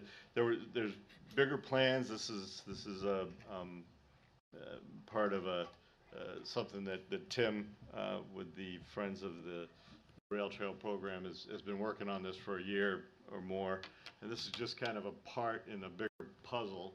But he recognized that it was pretty unlikely for this to be open for a trail because it's all private land. It's not encumbered. The staff report suggests that the land is encumbered by a railroad. It's not. This is all privately owned property. Hasn't been. It was. Some of this land was a railroad over 100 years ago. It went bankrupt. The tracks were pulled out. The land was sold. Kind of why the lots are a little odd shaped, but it's all private property. It's not encumbered in any way by any kind of railroad. So, in order to facilitate a trail, the Friends needed to work with the landowners, and Tim's put an enormous amount of effort into looking at this, and he recognized that the difficulties in getting a connector trail in here, and went and kind of talked to the two owners and figured out ways, just looking at land uses that make sense, and what they wanted and what their wishes were, and a way to make this happen. And this is kind of a piece of that puzzle. There's still more to be done, but this is the first step in making this happen. So you zoom into let's see if I can figure out how to do that. Yeah, right down, yeah. So Go from blue bean to. if you do it this way. So you can kind of see the existing lot line here behind. Christian's house, it's really close. There's a shed here, backyard, that's a 10 by 30, so there's very little backyard. And then this is the Rose's property. So, obviously, and then Kristen's property doesn't go to Leighton Park, so if Kristen had interest in having a rail trail come through here, which would be very disappointing, it wouldn't go anywhere. It couldn't get to the park. So Tim was working with the landowners to facilitate the swap, and also with Kristen, who was, everybody's not opposed to the trail at all, so they're just finding ways to try to make this work. But the big thing for this house was to try to get the farther away from the house so that the backyard wasn't encroached upon, and create that connection with Leighton Park, which is just off over here. And then, let's see if I can slide this over. From the Roses' perspective, they do have access to Reynolds Road, but this access gives them frontage on Horse Hill Road and honestly better access to their property through here with 154 feet on Horse Hill Road, and then they can come in that way. And so this piece is going to be transferred. There's a 2.74 acres being transferred into the Roses property, and then the land behind Kristen's house is being transferred to Kristen to widen that. So this was so there'll be a new property line here. Again, this old railroad grade is all cut up. It hasn't been a railroad in 100 years, and it's reverted to forest primarily. The culverts are all gone. Mother Nature's reclaimed quite a bit of it. So the trail is going to meander through here in places that it's convenient. It's not going to run down the old railroad grade unless it's convenient to do so, but it's going to be wherever it works the best. This is just a piece of to get there. It's not the last piece of this puzzle, but so we thought, we looked at it and saw it as a lot line adjustment. It's 2.75 acres being swapped from one lot to the other. Both lots become more conforming with zoning as a result of this. The house lot ends up with 1.2 acres of additional contiguous buildable, usable upland. So 1.2 acres of contiguous upland, and a half an acre of buildable area is being added to this lot. So that lot becomes more conforming, and then the Roses lot, which is 179 acres, it gets better access. They have 2 access points down on Reynolds Road via an easement, but this is in fee, so that's an improvement for them to access their property. There is no proposed development of this at this time. The trail will go in eventually, but it's not imminent. This is just a step in a much bigger plan that the Friends have in developing this trail system. So we were hoping, the thought was we'd get this done and get this approved and then move on to the next steps. There's land on the other side of Horse Hill Road that needs to be acquired. It's all private property, so getting these put in place takes time and a lot of meetings with landowners, because they're all private landowners in this area, so they have to volunteer to agree to allow this to happen. So we looked at this as a relatively simple lot line adjustment, and then we got 15 pages of staff comments, and I think shock and awe was kind of our initial reaction. So we do have some concerns. There was some requests for wetlands mapping, and so we asked for 13 waivers. That is the current waiver count. Staff is in favor of most of those, with the exception of a couple. So I'm just going to focus on those that staff is not in favor of.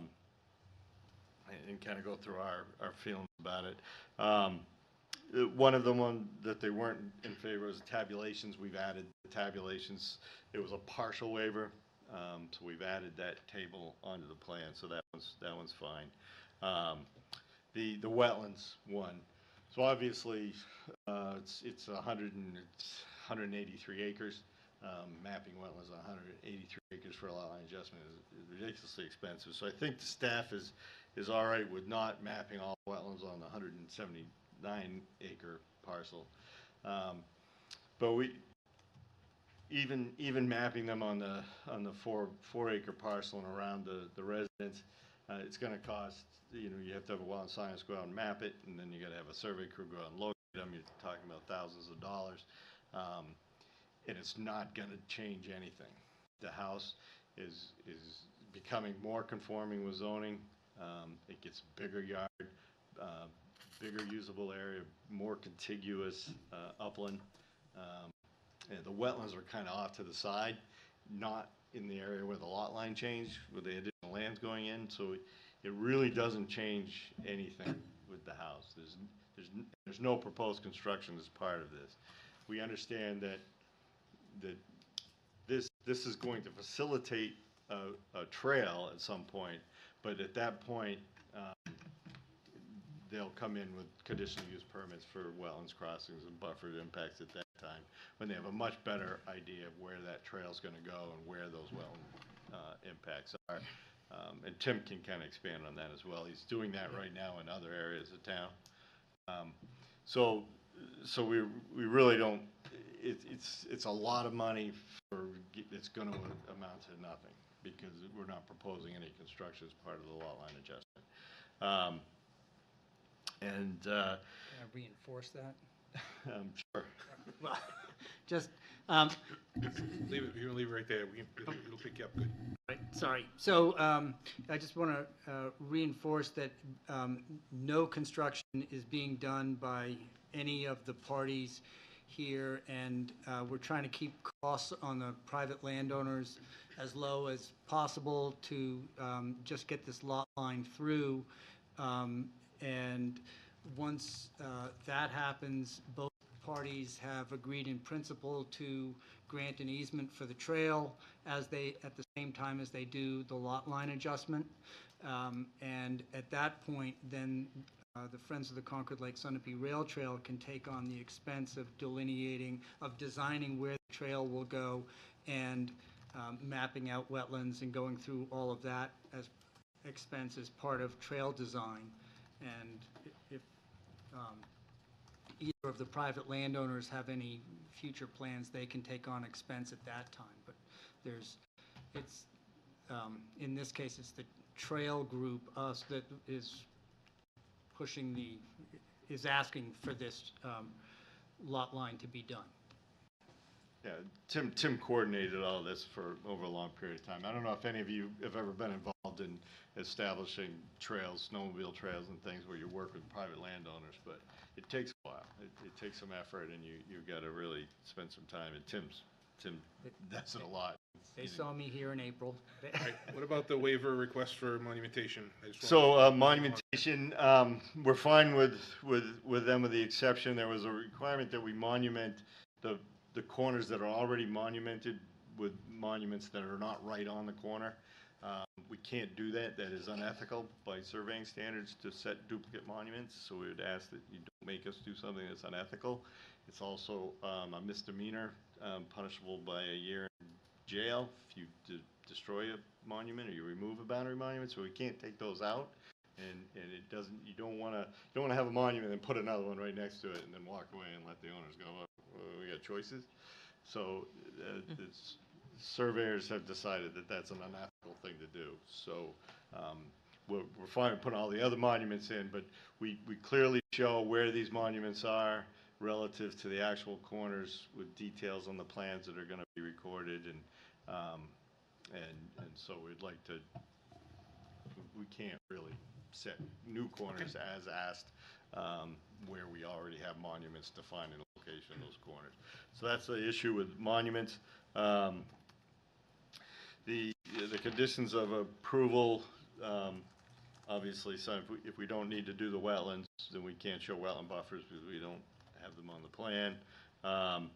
There's two different locations in the conditions of approval. They talk about current use. And so we're swapping a piece of land that's not in current use. The reason it's not in current use is because the lot's only 4.5 acres, and to be in current use, you have to be at 10. The land meets the criteria for current use, with the exception of the lot area. The exact same acreage is being added, which is currently in current use. In most communities, they would allow that swap because the only reason why the land's not in current use is acreage. So what will happen is when 2.74 acres over here gets added and 2.74 acres gets taken away, you have the same amount of land in current use. And both pieces of land meet the criteria for current use by virtue of their not being developed. So normally that would work. So we'd like to take any reference to requiring the payment for taking 2.74 acres out of current use and just let the assessing department decide whether or not they'll allow the swap or if not. If they want us to pay the 10% penalty and then put the other piece in current use, which they might, but in most communities when we do this, they'll allow an equal swap as long as the land meets the criteria for open space. And then the last one, which really is the big one that really threw everybody for a loop, was there was a condition that 4.5 acres, a little more than 4.5 acres, be deeded to the city in an easement. So we proposed a really simple little lot line adjustment, and then got a requirement that we deed 4.5 acres of land to the city for an easement. And everybody was like, wow, where did that come from? So that doesn't work. It won't work for this because it will prevent the Roses and Miss Riley from using the land the way she wanted to use the land. So if they can't use the land the way they want to use the land as a result of this lot line adjustment, there's no point in doing the lot line adjustment. So what we'd like to offer is what we have intended to do, which is not get the city involved at this time because we're really not ready to do that. But we'll agree that when the lot line adjustment is recorded, an easement deed will be recorded with that, establishing a corridor through these two tracts of land getting from Horse Hill Road to Layton Park for the establishment of a multi-use trail. And that easement will be something that friends of the rail trail system, that Ms. Riley and the Roses all agreed to. They all are verbally in agreement, and they all kind of talked about how this is going to work and how it's going to look. And Tim is very confident that he can get a rail trail through here, and he can kind of expand on that. But it still needs to get hammered out a little bit. So this is a piece of the puzzle. We need to get this approved so that we can move to the next phase, which is figuring out how to accommodate all the land uses and the trail. And that may involve that the trail can get established, but it can also get moved so that if the Roses decide to develop the 179 acres, that, obviously at their expense, the trail could get moved to accommodate whatever that development does. Things like that we need to work through. Okay. I'm going to, before we open it up and start to take questions, I just want to get an update from staff on the easement question, the importance of the easement from the city's perspective, and then the timing that you're proposing on creating the easement either right out of the gate or downstream. So if you want to talk to that, or I can start on that. The 2010 Bike Master Plan does note a Concord-Claremont Trail regional connection going through this area. It is practice of the city when there are right-of-way, future anticipated right-of-ways or improvements to acquire easements or deeds or things to make the construction of those facilities possible in the future, often tied with developments and things of that nature. So this particular, these two parcels are in that corridor. I would think it's important to note that both parties are striving for the same thing in this situation. And, you know, perhaps Matt could speak better on if it needs to be an easement deeded to the city, or if it could be a private deed established for that corridor construction. I don't know if that would fit our preferences. I think they both get the job done. So let me ask you this, so you're getting no help from the end of the table, so let me ask you this, the easement, I understand the importance of it, I understand needing the easement. The easement's only important if the rail trail's built, right? Yes, it's I got you, man. putting I'm sorry, pieces, I didn't mean to putting take that pieces jab. I together wanted so to wait that till we it got to can the be end. built at a future date. Yeah, so I wanted to ask the question. So if the easement's important, which I get, it's important, it's not particularly important where it is. It's just important that when and if the trail is built, there's an easement on that particular bend. So it's down here, or it's up here, or wherever the bend is in the plan, there's an easement through that in its entirety. I would say so, and I know Mr. Blackton here is a big component, and he's currently developing this particular corridor in our city. Yep. Okay, Matt? Yeah, I think, Sorry. so just to supplement, so I agree with what Alex said. I would also note that the 2021 Concord Trails Plan includes the Concord Lake Centipede Rail Trail, which is a master plan document. To provide more detail, we have accepted easements from, for example, 11 Stickney Avenue that recently went through the planning board process for site plan. For the Merrimack River Greenway Trail, there's conditions of approval to accept easement ROI properties on Black Hill Road for, again, Merrimack River Greenway Trail. There's a citation in the report about the section that's there. Mr. Blagden is not a proponent of the Concord Lake Centipede Rail Trail. He is the Concord Lake Centipede Rail Trail. So, living and breathing as it is. The staff concern was that we want to ensure that there is connectivity through this property, because it is important to get to Layton Park, get across the Heroes Recreational Bridge over the Kentucky River, and be able to get to Hopkinton. That's what the goal is.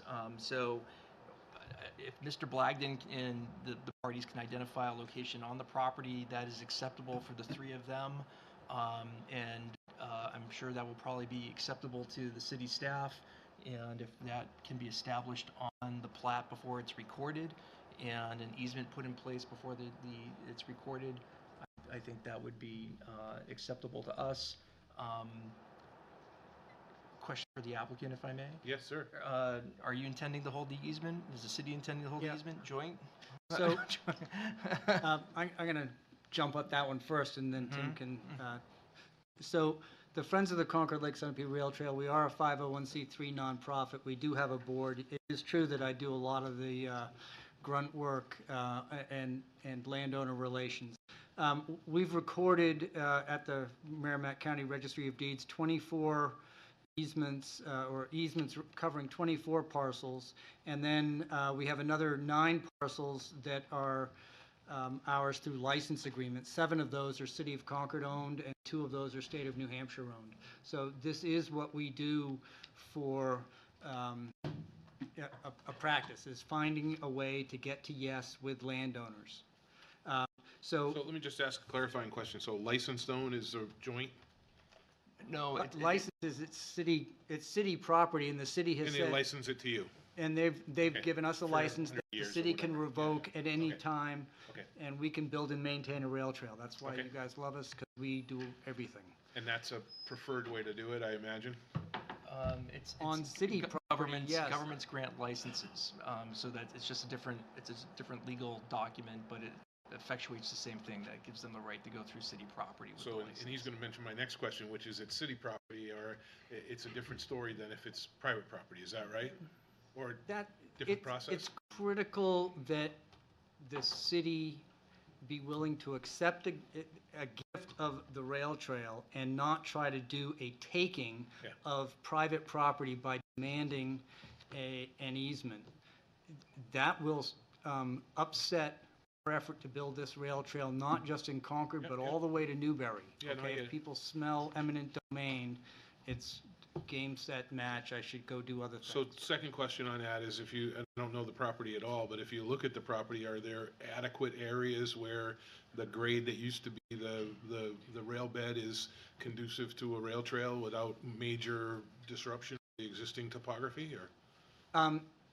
Yes, so on the eastern end of this land that will be sold to the Roses, the railroad grade is in good shape, it's usable for this purpose. As we get further west, we run into the issue where behind the Riley house, the railroad grade was filled in as that house was built, and then to the west of that, there's another parcel where the railroad grade is also very close to a house that was built, and there was also fill brought in.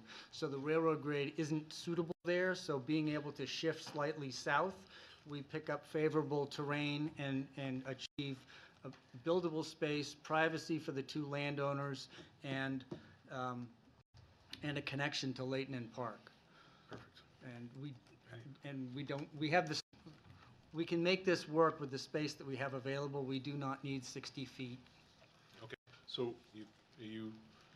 So I guess any other it- questions? I know I'll look to the other staff at the table, but I think, and if planning staff has a problem, pipe up. But I think if you want to rework that condition to say that the two parties will come to an agreement to convey an easement to the Concord Lake Sunapee Rail Trail, board, the 501c3, the organization, and that the location of the trail is shown on the plan before the plan is recorded, or is that too far? Well, what we can do is we can say that we'll put a note on the plan, it'll be encumbered by an easement to be agreed to. So the location's gonna be, we can't define an easement in a fixed location because the easement has to be adjustable for land uses, not necessarily over the Riley's property, but over the Rose's property. They have no plans to develop the property now, but they want to make sure that they can, if They want to be able to move it if they need to when they develop the property. when they develop the property. So, Fair enough. so assume they, worst case scenario, they develop the entire 179 acres of, wetlands, whatever.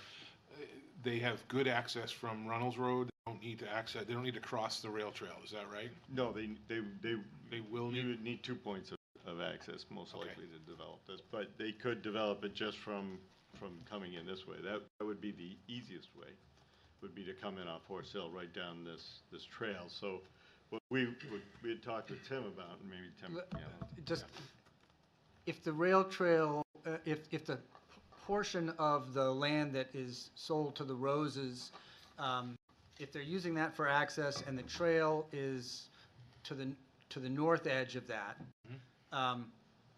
traffic wouldn't have to cross the rail trail, okay? But we want to, it's important to the city that the connectivity of the rail trail be there. We've got good lawyers that write the easements, and we can write in the flexibility that will allow any eventuality that the Roses can envision or requirements that the city could put on any kind of access through that way to preserve trail access, whether it's trail, whether it's multimodal side path, whatever. Okay. I'm not worried about that. We Okay. can write that in. Okay. You get what you want. These guys both get what they need, and we look up here, it's a relatively short distance from Horse Hill Road to the Roses property, where there would be, and what we kind of talked about is running the trail on the northerly side of this land, and then if a city street did go in here, that would become kind of a widened sidewalk for joint use trail alongside that short road. So the right-hand side would just have a widened sidewalk. And then as you came in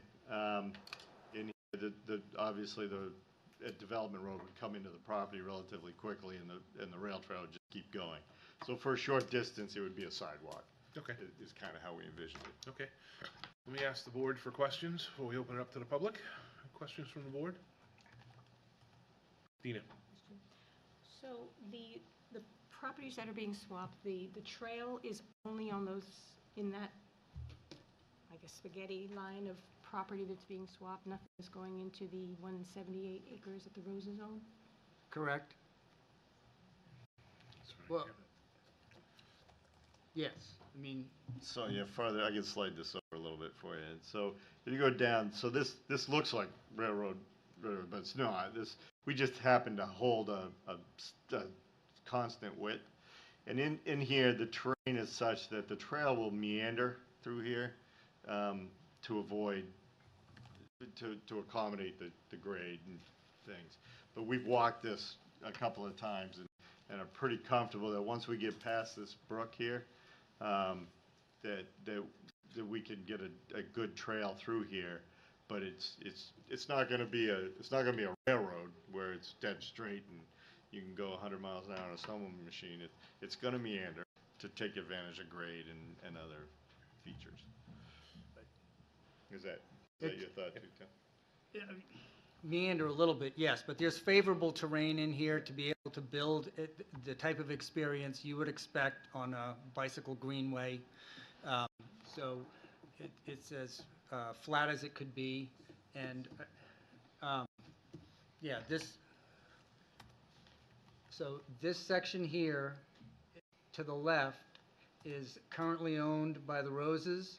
That section will be swapped with the section on the right, pan right, that's going to begin here and go to here. So this section here is currently owned by Riley. She's giving that to the Roses, and the Roses are giving the piece that's just down below and goes off to the left.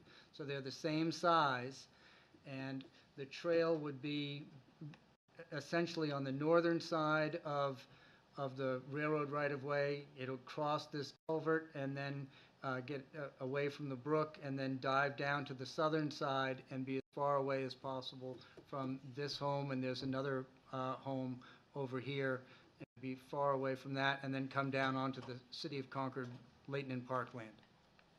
Okay, any other questions from the board? Yep. I guess my question kind of deals with the larger parcel, lot 11. And you're saying there's nothing planned for that parcel? No, the Roses own a land clearing company. They're using it as a wood lot, but it's So purchased logging. for, and, yeah.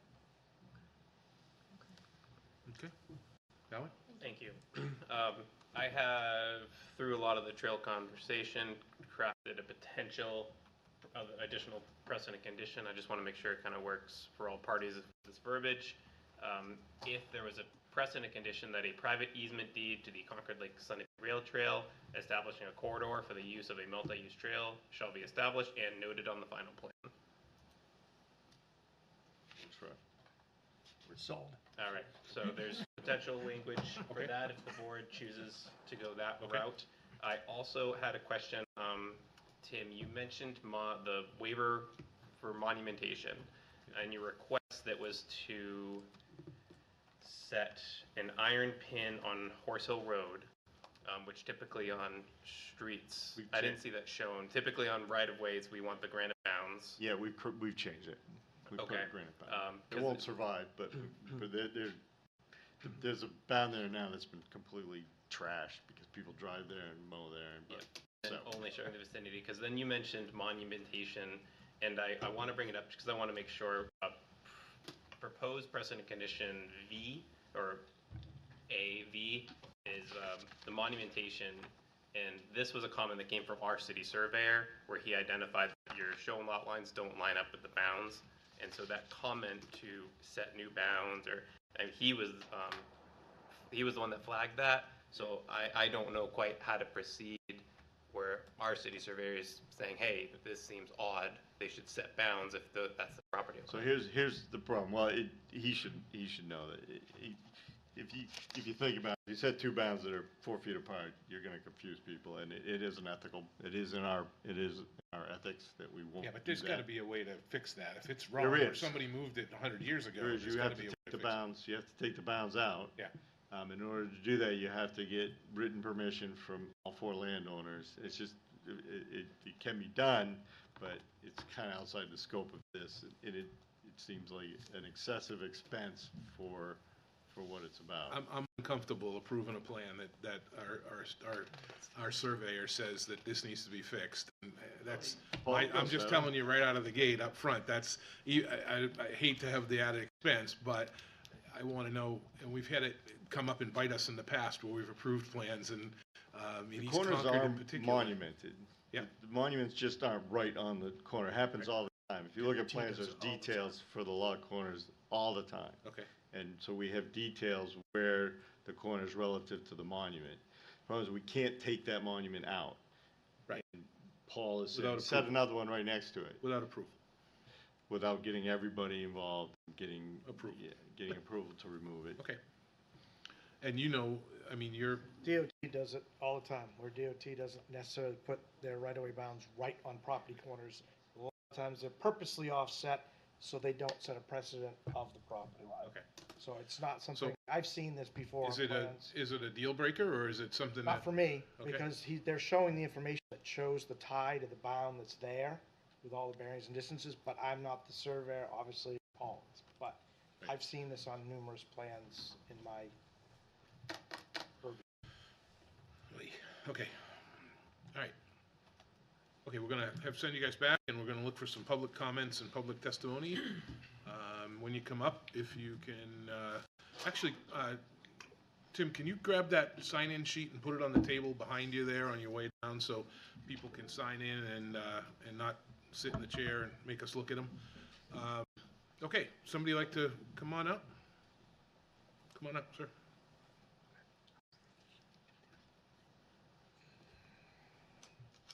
You can do it after you're done. If you want to, or if you throw the pen down in disgust and don't want to do it. But if you could state your name for the record? Yeah, Kyle Lawson, 91 Horse Hill Road. Thank you, Kyle. You're the first one that's, I think, done that in the testimony we've heard, so thank you very much. So I own this corner piece on the edge of their property, bordering Horse Hill Road, and the piece they're looking to swap to this kind of pizza pie shape. And honestly, I'm not in favor of this. He talked about multiple times about developing that large parcel back there. And I mean, I bought this property because it's secluded. You know, there's large woods behind us. It's quiet. You know, even if it was a rail trail, I wouldn't feel comfortable with that. I don't want strangers walking through my backyard. My back porch is, I don't know, 20 feet from that property. You know, I could throw a rock to it. So I don't want to see cars driving in and out of there all day. I don't want to see people walking through my backyard. So, yeah. Okay, questions? Thank you very much for your testimony. Thank you. All right, who's next? Anybody? Hi, let me get up there.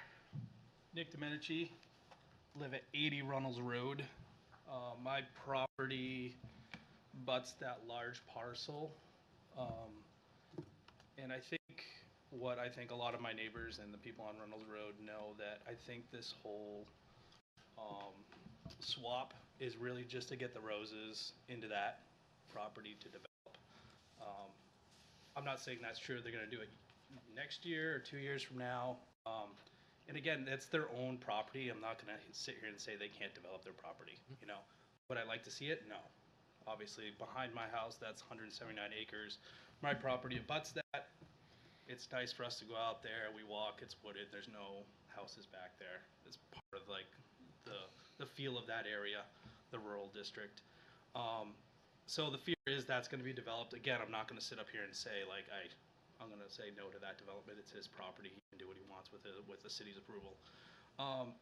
The rail trail, though, I'm kind of confused with that, since we do have the Jim Hill Riverwalk down there on Runnels Road that was approved and the city owns.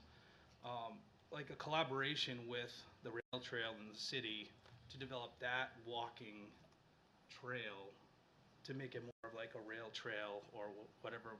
I don't know if it's going to be a biking trail or snowmobile trail, ATV or anything like that, but developing that trail down there that goes to Layton Park seems like an obvious solution to this, instead of like opening this whole area up back here to do a little trail right across Horse Hill Road to get to Layton Park when we have one at the end of Runnels Road, which is already. It's the connection. It's the go from Concord to Lake Sunapee is ultimately the goal. Okay. Is an unbroken line where you can get on a bike and ride 40 miles, on a paved trail. Okay, so it is a paved trail. Yeah. Okay, so that makes it a little more difficult down at Jim Hill River. Tim, not stone dust. Opaque? Only paved in some areas. Sorry. Sorry about that. Okay. All right.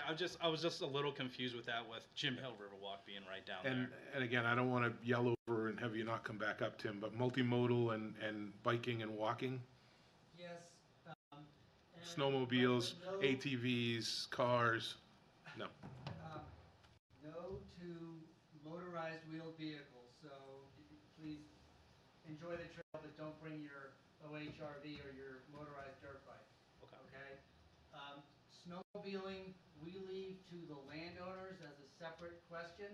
So if the landowners want to allow snowmobiles on the rail trail and we can get them onto the property at one end and off the property at the other end, we're happy to work with the snowmobile clubs. But that's not written into the easement and it's not written out of the easement. Okay, thank you. Okay.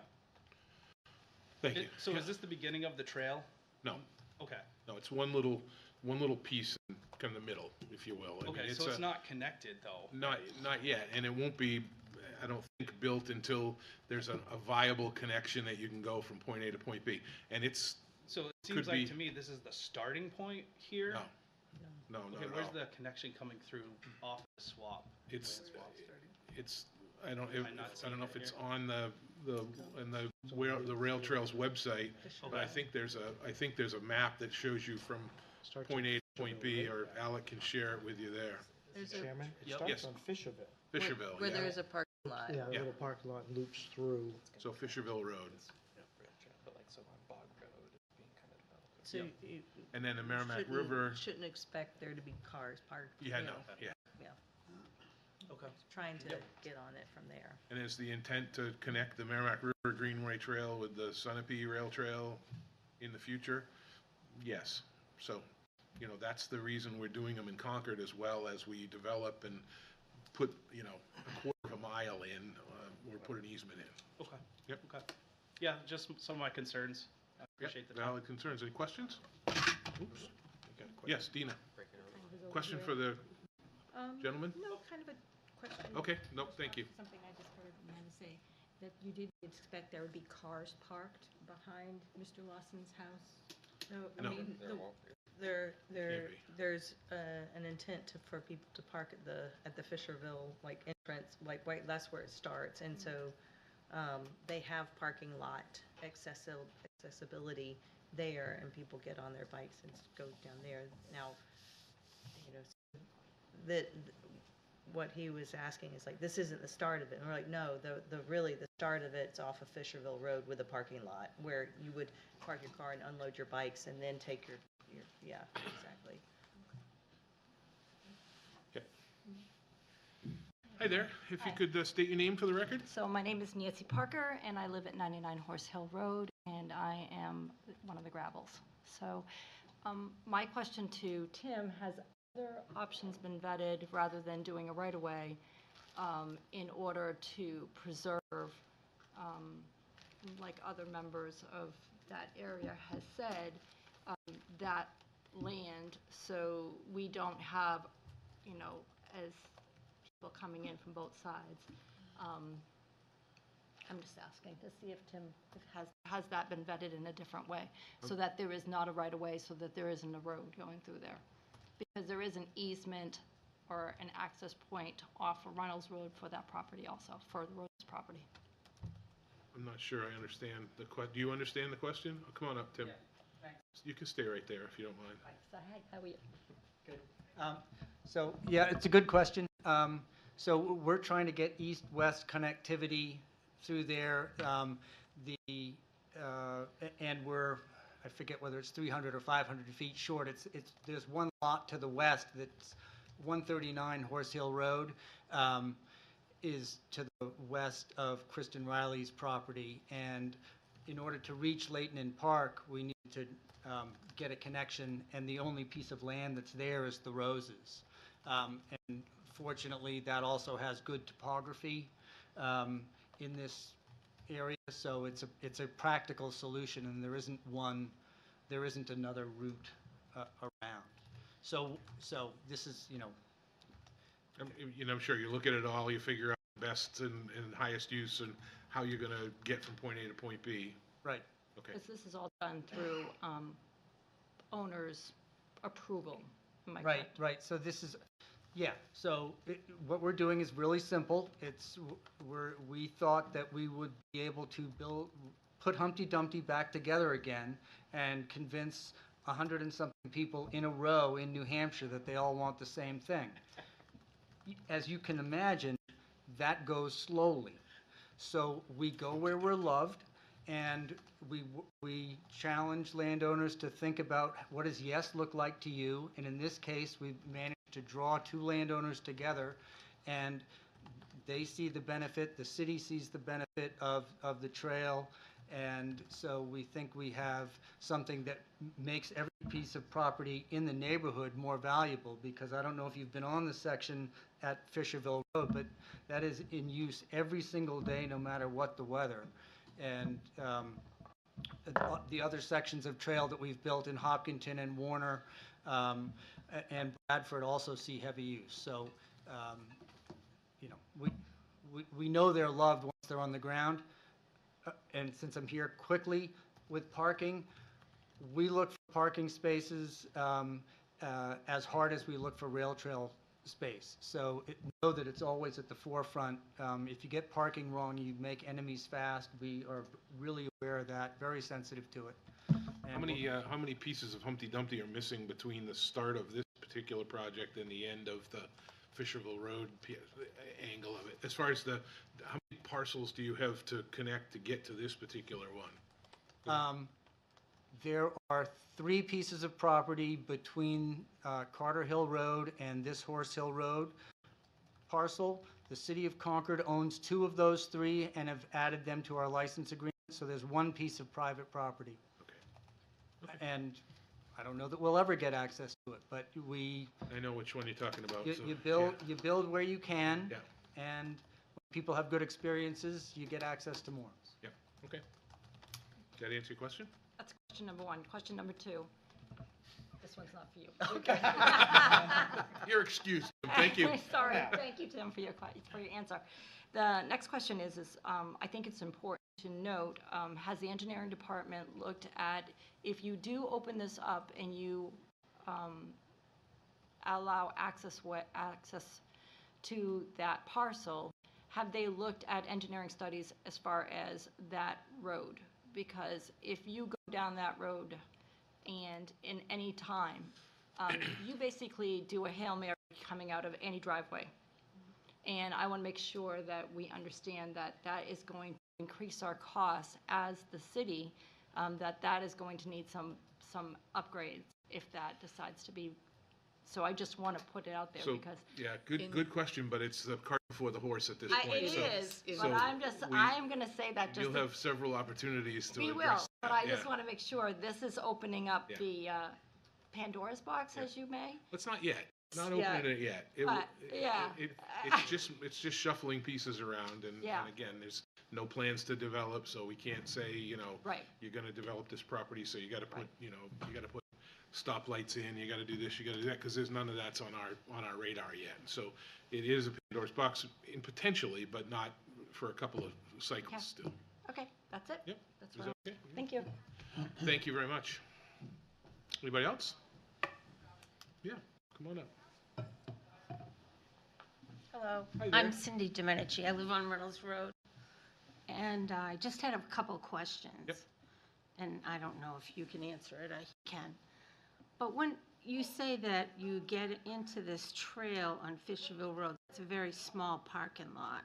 So if you open up another trail, wonder if somebody doesn't want to start there. Are they going to come down Reynolds Road to the Jim Hill and start there once it's connected? I think that will increase traffic on Runnels Road. Yep. And Runnels Road is already overstressed with the Jack Hill or the Jeff, whatever hill down the end of the road. Yep. We get people flying down Runnels Road. The road is in deplorable condition, and it's just really dangerous. We get teenagers down there drinking. Last Easter, we had some really shady characters walk up from the trail. It was bad. Okay. And they started going down our driveway. And we probably should have called the police, but we shooed them out of there. But we get a lot of riffraff down there at the Hill Walk. Yep. And I just think it's going to increase traffic on Runnels Road.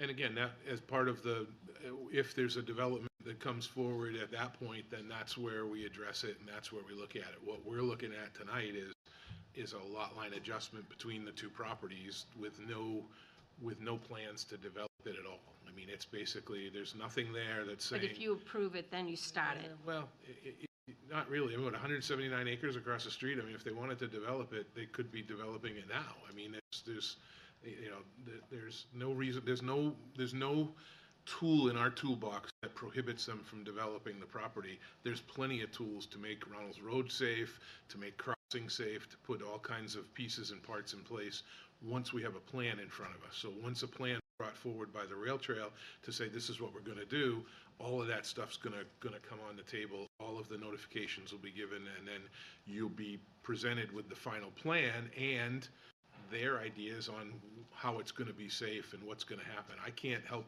the riffraff and the people walking, through it. I don't know how that's going to affect it, but there's going to be people. There's going to be people walking on that trail enjoying the nature. Hopefully it's well, people are well behaved and walk from point A to point B. Yeah. They're not. Okay. All right. Question? It's a teen hangout. Sure. So. Questions? Thank you very much for your testimony. Okay, anybody else? Last chance. No? All right, we'll close the public hearing. So in our staff report, again, we're looking at this as with a very narrow, closed scope, and the issues before us are waivers for wetlands and some other requests from the applicant, but there's really not a lot there that allows us to look at it any differently. Any other final thoughts from staff before we move through? Nope. I would say that as you go through, check in with me. I wanted to note that similar to the staff report, it does not have 3 waivers. I can touch on when you get there, and you should consider the waiver request for 1207 wetlands to not show the wetlands. The board, that's right now under staff recommendation of denial, and I think the board should discuss if they want to approve that waiver, given the testimony tonight. Okay. All right. So again, using the data that we heard, using the data that we have in our packet, the testimony that we heard from both the applicant and the public as our findings of fact, that's what we'll base our decisions on. The packet, in your packet, has 8.2 to grant the waiver request below for the listed sections of the subdivision regulations using the criteria of New Hampshire 674-36 2NI and section 3508 of the subdivision regulations, and those are outlined in in call out A through I. Would someone like to make a motion to grant the waiver request as outlined? So moved. Second. Motion has been made and seconded. Any further discussion? All those in favor? Aye. Opposed? That motion carries. Just pipe right up. Don't wait for me. Yep, that's all right. Would you also like to consider 3 additional waivers? The applicant requested section 12.04 location plan to show a location plan of 1 inch equals 1,000 feet instead of the required minimum of 1 inch equals 400 feet. 1503.8 setbacks to not show the wetland buffers, and section 1503.12 septic systems to not dig a test pit or show a 4,000 square foot area for lot 11. Okay, so the wetland buffer piece is separate from the 1207 under the wetlands denial? Per our regulations. Jesus. Okay, would someone like, I think would gladly look at those 3 waiver additions, if we want to add them to the, we'll do it as a separate 8.2A, the addition of 3 waiver requests as Alec outlined. Anything more, Alec, that you need on that for? No, I think Okay. staff is in support of them. Okay, would someone like to make a motion to grant those 3 additional waivers? So moved. Second. Motion's been made and seconded. Any discussion? All those in favor? Aye. Opposed? No. No. Okay, we've got 1 no for the record. 8.3 is to deny the waiver request below for the listed sections of the subdivision regulations because the request does not meet either RSA 674, 36, 2N1 or 2, nor does it meet section 3508, 1, 2, 3, or 4 of the subdivision regulations. And those are outlined in section 12, section A, B, and C. 1207 for wetlands, to not show the wetlands. 1208, I believe tabulations has been removed. Is that correct, Alec? 1208, where's Tim? Based on my understanding, their public 1208, hearing. you're not, You did the tabulations? Portion of it that you asked for, so some of it you said you agreed with, and some of it you wanted on the plan. We've added what you wanted on the plan. okay, so, What we're they're gonna need to expecting pull to that. be denied, Yeah. it sounds as though they have already started to put on a revision. Okay. So denying it, that is fine. If So we they'll be- leave it in as denial and then they'll fix it. Okay. So again, 1208 for tabulations, and then section 15035 for monumentation. Again, I'll acquiesce on the monumentation piece if it's not a big deal, and it happens all the time. I just. Again, that's really the surveyor. Surveyors in my ear yelling at me, you know, I don't want to do that. So any thoughts or? If Jeff's okay with it, I mean, I'm okay with it. I just, Me too. thanks, guys. All right, so deny the waiver request below 1207, 1208, and 1503. Would someone like to make a motion to deny those 3 waiver requests? Didn't Alec want us to discuss the wetlands a little bit more before we, It would be, I didn't know if the board, based on, there was a lot of conversation about the wetland waiver, and I didn't know if the board wanted to discuss that prior to voting or not. It's common practice for us to start buckling down on, or for the past few years, to start making sure that we're looking at these wetlands and they're not just being ignored, you know, plan after plan after plan. And I'm sensitive to the cost factor, but again, maybe it's. I guess I would argue that they're not developing. They're They not are developing, planning so on showing it. sit It's down. almost tied to the easement. So it's almost tied to, they're going to be providing So an can easement for we- the trail. Could we I'm then? sorry, Tim, I didn't mean to say that, but I can't take any testimony because the public hearing's closed. So if we craft it as such that wetlands will be delineated and addressed as part of the rail trail, I think Tim said that was good. You're good with that, okay. So, I think that's reasonable in this case because of the way the swap, there's not development going on in either the 2 lots of land swap to promote the development of the trail. And at that time, they'd have to show us wetlands because there's they'd have nothing's to show us happening, how you're they're not impacting developing it. it, you're just swapping That's just my thought. That allows them to move forward. If I understood this correctly, It'll be done the same way the easement was, which is once something happens. the easement is going to That's happen different. prior to Part the of- wetland. Yeah, sorry. Right, that- there This- show the wetlands. This would be, you would be supporting the wetlands waiver with the condition or the understanding that, really it's an understanding, in my Correct. opinion, that, should the trail be developed, Yeah. they'll be developed. So can we pull that wetlands out and do that as a separate item and approve that with a separate condition? You can do anything you want. I can do anything I want, that's right. Except So opaque let's signs. change, it's just gonna go right to my head, Alec. So, let's change 8.3 to deny the waivers for, 1207 for, for 1208 and 15035 for monumentation, right?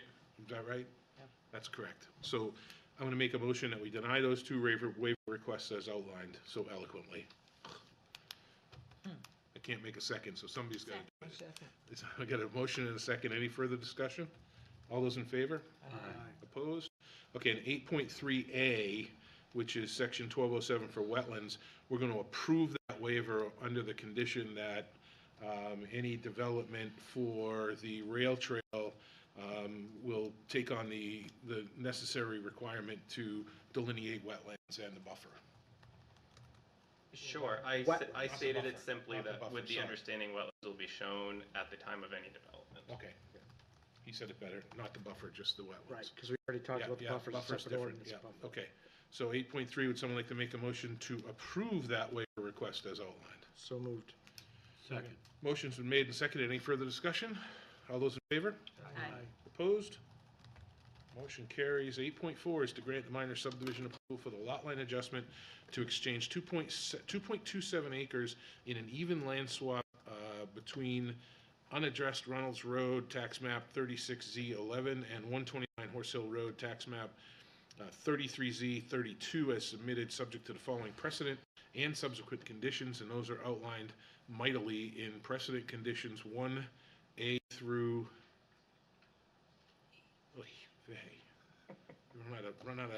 run out of alphabet. C? That's the longest one so far. Through CC, 2, 3, 4, 5, 6, 7, and 8, and subsequent conditions 1 and 2. Any changes to that? Yes, I would, based on the conversation, I think that I would, precedent conditions 1R, S, and CC, I believe are not applicable. I've got language to recommend approval for A through Q, T through U, and W through BB. All right, hit us. However, I would like the board to clarify the monumentation, which requires the type and location of existing required monuments to be shown on the plat at the corners of lots, points, curvatures. Pretty much where there's a bound, the property line comes here, and they're not proposing. If the board is there's a precedent condition that's gonna require them to set those bounds. And I think the board has to decide if they want to grant that waiver or have that as a condition of their approval. Set the bounds on all 4, or just 2, or they said something about missing ones, and they'll set the bounds on the missing ones or the new ones. Based on my understanding, there are locations where there's a bound, but the surveyor found the property line was actually here. Yeah. But it's within too close of our proximity. The surveyor cannot set a new bound without removing the old bound. Right. So I think the board needs to either make that a condition that they do that or grant a waiver to that section. It would be how I would go about that. Okay. So we'll create a separate item as a waiver to either approve that or make it a condition of approval. Yeah, and I think you'd have to discuss right now if you want that as a condition of approval or to grant the waiver. So again, we discussed the monumentation piece of it, and again, we don't want to defer to Jeff, but I don't know anything about it, so I'm just looking at it from I take my considerations from staff and the people that know it better and the people that that here doing the testimony have that told us what they do. But again, I don't know. I mean, I don't know that they need to set the bounds, because there's enough information on the plan showing the existing bounds and how the property corners tie into those bounds. Okay. That is my understanding. Okay, so And we don't want to make that a condition of approval? Not especially if he's telling us it's actually a point of law, that it's an unethical issue for them to actually do such So they can without change it. redoing everything over again. So assuming we don't want to make that a condition, we have to pull We it have out? to do a waiver. Do a waiver? Because it's one of our subdivision Okay, regulations. so let's hold that language as a waiver. We'll do this approval with these thousands of precedent and subsequent conditions, and then come back to that. Does it affect CC and R and S as well, or? It just renumbers them all. Yeah, but I'm not going to worry about the renumbering. I think as in front of you, removing the waiver or the monumentation, it'd be A through Q, T through U, and W through BB. Okay, and we need a motion. As shown on the staff. A motion to approve that, and then we'll have one more. Can we do the waiver first and then the approval afterwards? So let's get the waiver language. So we got one more waiver we'll add, and that's going to be 8.23,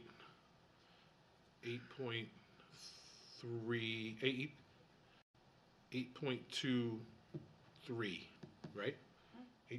I'm just going back to the waiver request, which was in 8.2A through I. And then we added a second waiver and then another one. I don't know, wherever you guys decide to put it, I don't care. Yeah. So give me the language on the waiver. I think what may satisfy is a waiver to section 15035, monumentation to not require monumentation to be set at all property corners where existing monumentation has not been held. Does that make sense? He's That's not the even best I paying can do. attention. No. You lost me at 8.27. Yeah. So could you reread that, Alex, for him? And that's what we need. Yeah, that's what we need. We need a waiver to We need a that. waiver to do it because it is part of it. Yep. Yeah, I get it. Okay, we comfortable with that language? Yep. All right, you have a motion? So moved. I will second that. Any further discussion? Sorry. All those in favor? Aye. Opposed? That motion carries. Now, grant the minor subdivision approval, and again, precedent and subsequent conditions, one, and you were gonna take out or change, give me the numbers, Alec. I would, without having the whole like cascading effect here, I would just say, as shown, precedent conditions 1A through Q, T through U, W through BB. I Okay. believe is what And subsequent, and remains. still number 2 and number 3, 4, 5, 6, 7, and 8, and And then then subsequent conditions 1 and I 2. recommend adding a precedent condition 9, that a private easement deed to the Concord Lake Sunapee Rail Trail establishing a corridor for the use of the multi-use trail shall be established and noted on the final plan. The Perfect. only other thing Mr. Bernier, I think, brought up was the whole current use issue. Are we booting that to the assessor's office? If Yeah, that's- I didn't recall having a note about current use in my report, because that is something that is not. That's fine. handled by He brought it up. I planning just want to board. make sure we were comfortable that it was. It's not a condition. Okay, So awesome. It's That's just something that's noted in the staff report as a comment from the assessing. okay. Awesome. Just Most want to make sure detailed we were lot covered. line adjustment I've ever seen in my life. All right, so grant minor subdivision approval. Would someone like to make a motion to grant that subdivision approval as outlined with the changes Alec noted? So moved. And additional precedent conditions. Second. Motion's been made and seconded. Any further discussion? All those in favor? Aye. Opposed? That motion carries. We are all set. Good luck. And again, if anything happens downstream, everybody gets another bite at the apple to make it the way they want to. All right, what's next, Anne Marie? I think that's it, right? Nope. Just need to review the calendar. Next year. Thank goodness that all of those things And got F pulled got off the menu. continued. We had a question on, We finished? yeah, almost, not yet. We had a question on the 60-day clock. The 60-day clock. Right. Did you want to do the calendar first? Oh, yeah, we can do the calendar. So we got a calendar before you in our, Rich, what? just a minute for them to clear it. Hey, guys, can you go out in the hall? Or don't talk? Okay, sorry. So, the calendar. So let's look at our calendar. Again, I don't know that we need to approve it. Do we need to approve it? It's just a point of emphasis. Yeah. So you can set your time, we can set our times, and then we can do it from there. Any questions on the calendar? It's the standard. There were no holidays, so it's all the third. So it's all the Wednesday. third Even the Wednesday. Juneteenth, we're safe there, right? 'Cause that's. Yep. Yep, it's script off. Oh, yeah, all right. All right, would someone like to, do we have to make a motion? No, I have one thing to say. Yeah, what are you gonna be? So this is to Teresa's comment about, the city in a coma. Was at a show at the bank stage, is very talented. Well, you said it once What's this was. have to do with our Oh, schedule? can we talk after? No, this is about other business, right? No, not yet. We Not got yet, the we're schedule. on the So a calendar. motion, Oh, we have to approve the a calendar? motion on the calendar. So All right, I'll wait. Matt will make a I fell motion. asleep. I Would fell you asleep. approve? I approve the calendar. Okay, second, and any further discussion? All those in favor? Aye. Opposed? Now can I tell That my motion story? carries. No, you can't do it yet, because we gotta talk about the 60-day clock. Just for clarification and giving you a little bit of guidance on what exactly the 60-day clock is. It's only 10:15. We had a 17-minute meeting last month. So you can put up with a Doesn't little work bit of, that a way. little bit of housekeeping, a little bit of housekeeping. So, Anne Marie, you got the floor. It's the 65-day I'm clock. sorry, And 65. it's based on state statute. I don't know the code number off the top of my head, but once the application's been deemed complete, the planning board has 65 days to approve with conditions, or disapprove. That's our action, but the applicant can request continuations, which Yes. bump that clock out. That's only if it's always in our court. That's- and- Does the 65-day window. And where we got into trouble before was the applicant did not want to push the clock and made us make a Yeah, decision on it. and if the that's- applicant does not want to push the clock, Then then. we have two choices, approve Approve or or deny. deny. Approve or deny. But it's And just literally, know that you can deny it. You Oh, don't no, have to no, I approve understand. it. there's some nuances as well on the 65. If it's regional impact, it Well, extends. there's If some you miss new. the deadline, it's automatically It's automatically approved. approved. That- Yeah, if That's you why. miss Gavel. you- I'm gonna if bang you my want to- gavel. Knock, knock, knock. If you're at the So- 65 days and you don't like the project, deny it. There's some right, there's some but you have the nuances choice. on when the clock starts. So once the application is deemed complete, by staff, correct me if anything is No, wrong, because I once speak with. you deem it Once complete. once we deem it complete.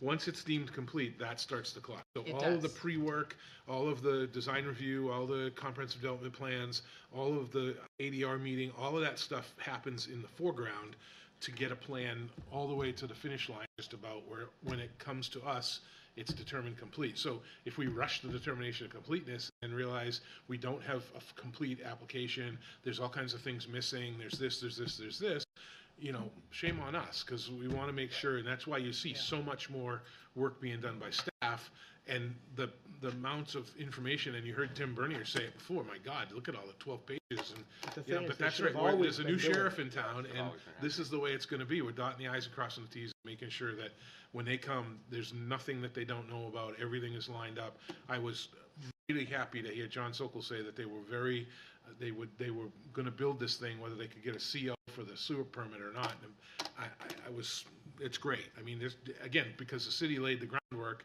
went through the process, told them what was going to happen, here's how we're going to do it, and go from there. They went in eyes wide open, whereas before, maybe not so much. Yeah. That's right. But it also means that we shouldn't just sort of rubber stamp approve the determination of completeness, right? It has been sort of habit that we just, oh yeah, determine everything complete and move on. Let the staff Now we have worry to be about much it. more thoughtful about that. The other benefit too is because of the excellent work that Anne Marie is doing and Alec is doing, and Chris is doing it too. But it's because she has to write all this stuff down after you talk about it. Keeps everybody in line. But She's it's the glue. causing you notice that a lot of applicants are asking for continuances or they're because Absolutely. they're reacting. Right. So Laurie Rossio's project tonight, they waited a few months because TF Moran needed time to react. 'Cause you should have seen the original staff report that staff put together and how much was missing. And look how easy it went through, other than the sidewalk thing and all that. And the applicants are learning that. They're Yeah. learning that, hey, look, the engineers need to do quality control. Yeah. Let's take a couple extra months and get it right and make it a lot easier with the planning board. And that's all good stuff. Yeah. Yeah. Because if you get to that 65 days and it's not, and you still got stuff, I mean, odds are you're going to get denied. Or it's just going to take you longer on the back end, and it's easier to deal with it on the front end. So It's easier to deal with staff in private than us in public. Amen. I'm it myself. And it's easier to deal with all of that at the front end. Agreed. They have a good project to be deemed complete, to then have a good project that you guys can approve with your Everything's been checked feeling off. good. You've got all the So that when it information. gets to construction, then it goes through nicely. Rather than getting to construction and there's a million issues. You haven't been on enough construction sites. All right. then. Anything I else just for say other something? business? Now, Yes. my story. Yeah, Wait a yeah, minute, yeah, not yet. wait, Wait a but I minute, just want to say, I mean, it is going much It's a better. good so story. Yes, Thank you, it is. and thank you. It is. Yeah, it Yeah, is- it's wonderful. The work, the Yep. background it's- work is it's so very much vis- better. it's I very mean, even visible. though it might be ever how many pages for one, it's still, it It's seems very evident thorough, that- and I feel like we're not. The pre-work decisions. you're So doing protect is making, I'll be honest with you, and I think I said this once before about Keener. They're down two people, right? Yes, I can. They don't need other people. They're fine. I'll just say from my own perspective, you all know I spend a ton of time on these. I drive to every site for every sign, every project you walk through. But I have That's why spent. we asked you for the spending- answers. But I've been spending less time physically reviewing everything as I did before. I used to pull out the site plan regs, and I have dog-eared pages that every time. But with your work and engineering's work, I'm spending less time over that weekend going through this stuff, and it's really appreciated. My wife will tell you she really appreciates yeah, it too, so am which I. probably means next month might be some cookies or something. Well, just remember, there was Yeah. 6 agenda items today that were taken off the agenda. We never would have gotten through the whole thing. Oh, no. Never. No, but my right. point being is, a lot of it is saving And time. it's being taken off Yeah. because it's not ready. It's not ready to go. Yep. So Matt's here, we have a city councilor here. So this musician from Georgia was playing the bank stage for like 12 people, but he was fantastic. He said he was walking around in Concord and he said, "This is a great city. Whatever you all are doing, keep it up. This is a Nice. great place." Yeah, So I nice. just want to share that with you Of because course, that was after 12 beers. and Nope, set, nope. But, you know. dude was sober, so you know. No, it's given the amount of housing that's in production, the world has figured out Concord's a great city. It sure is. All right, anything else before the board? Anybody else have anything? If not, we will take a motion to adjourn. Second. Motion's made and seconded. All those in favor? Aye. Opposed? I don't want to go home. Motion carries. Hey, hold on. 1 second. That's love. We're done. Go ahead. Thank you all for your time. Appreciate it. Hang on. Thank you very much.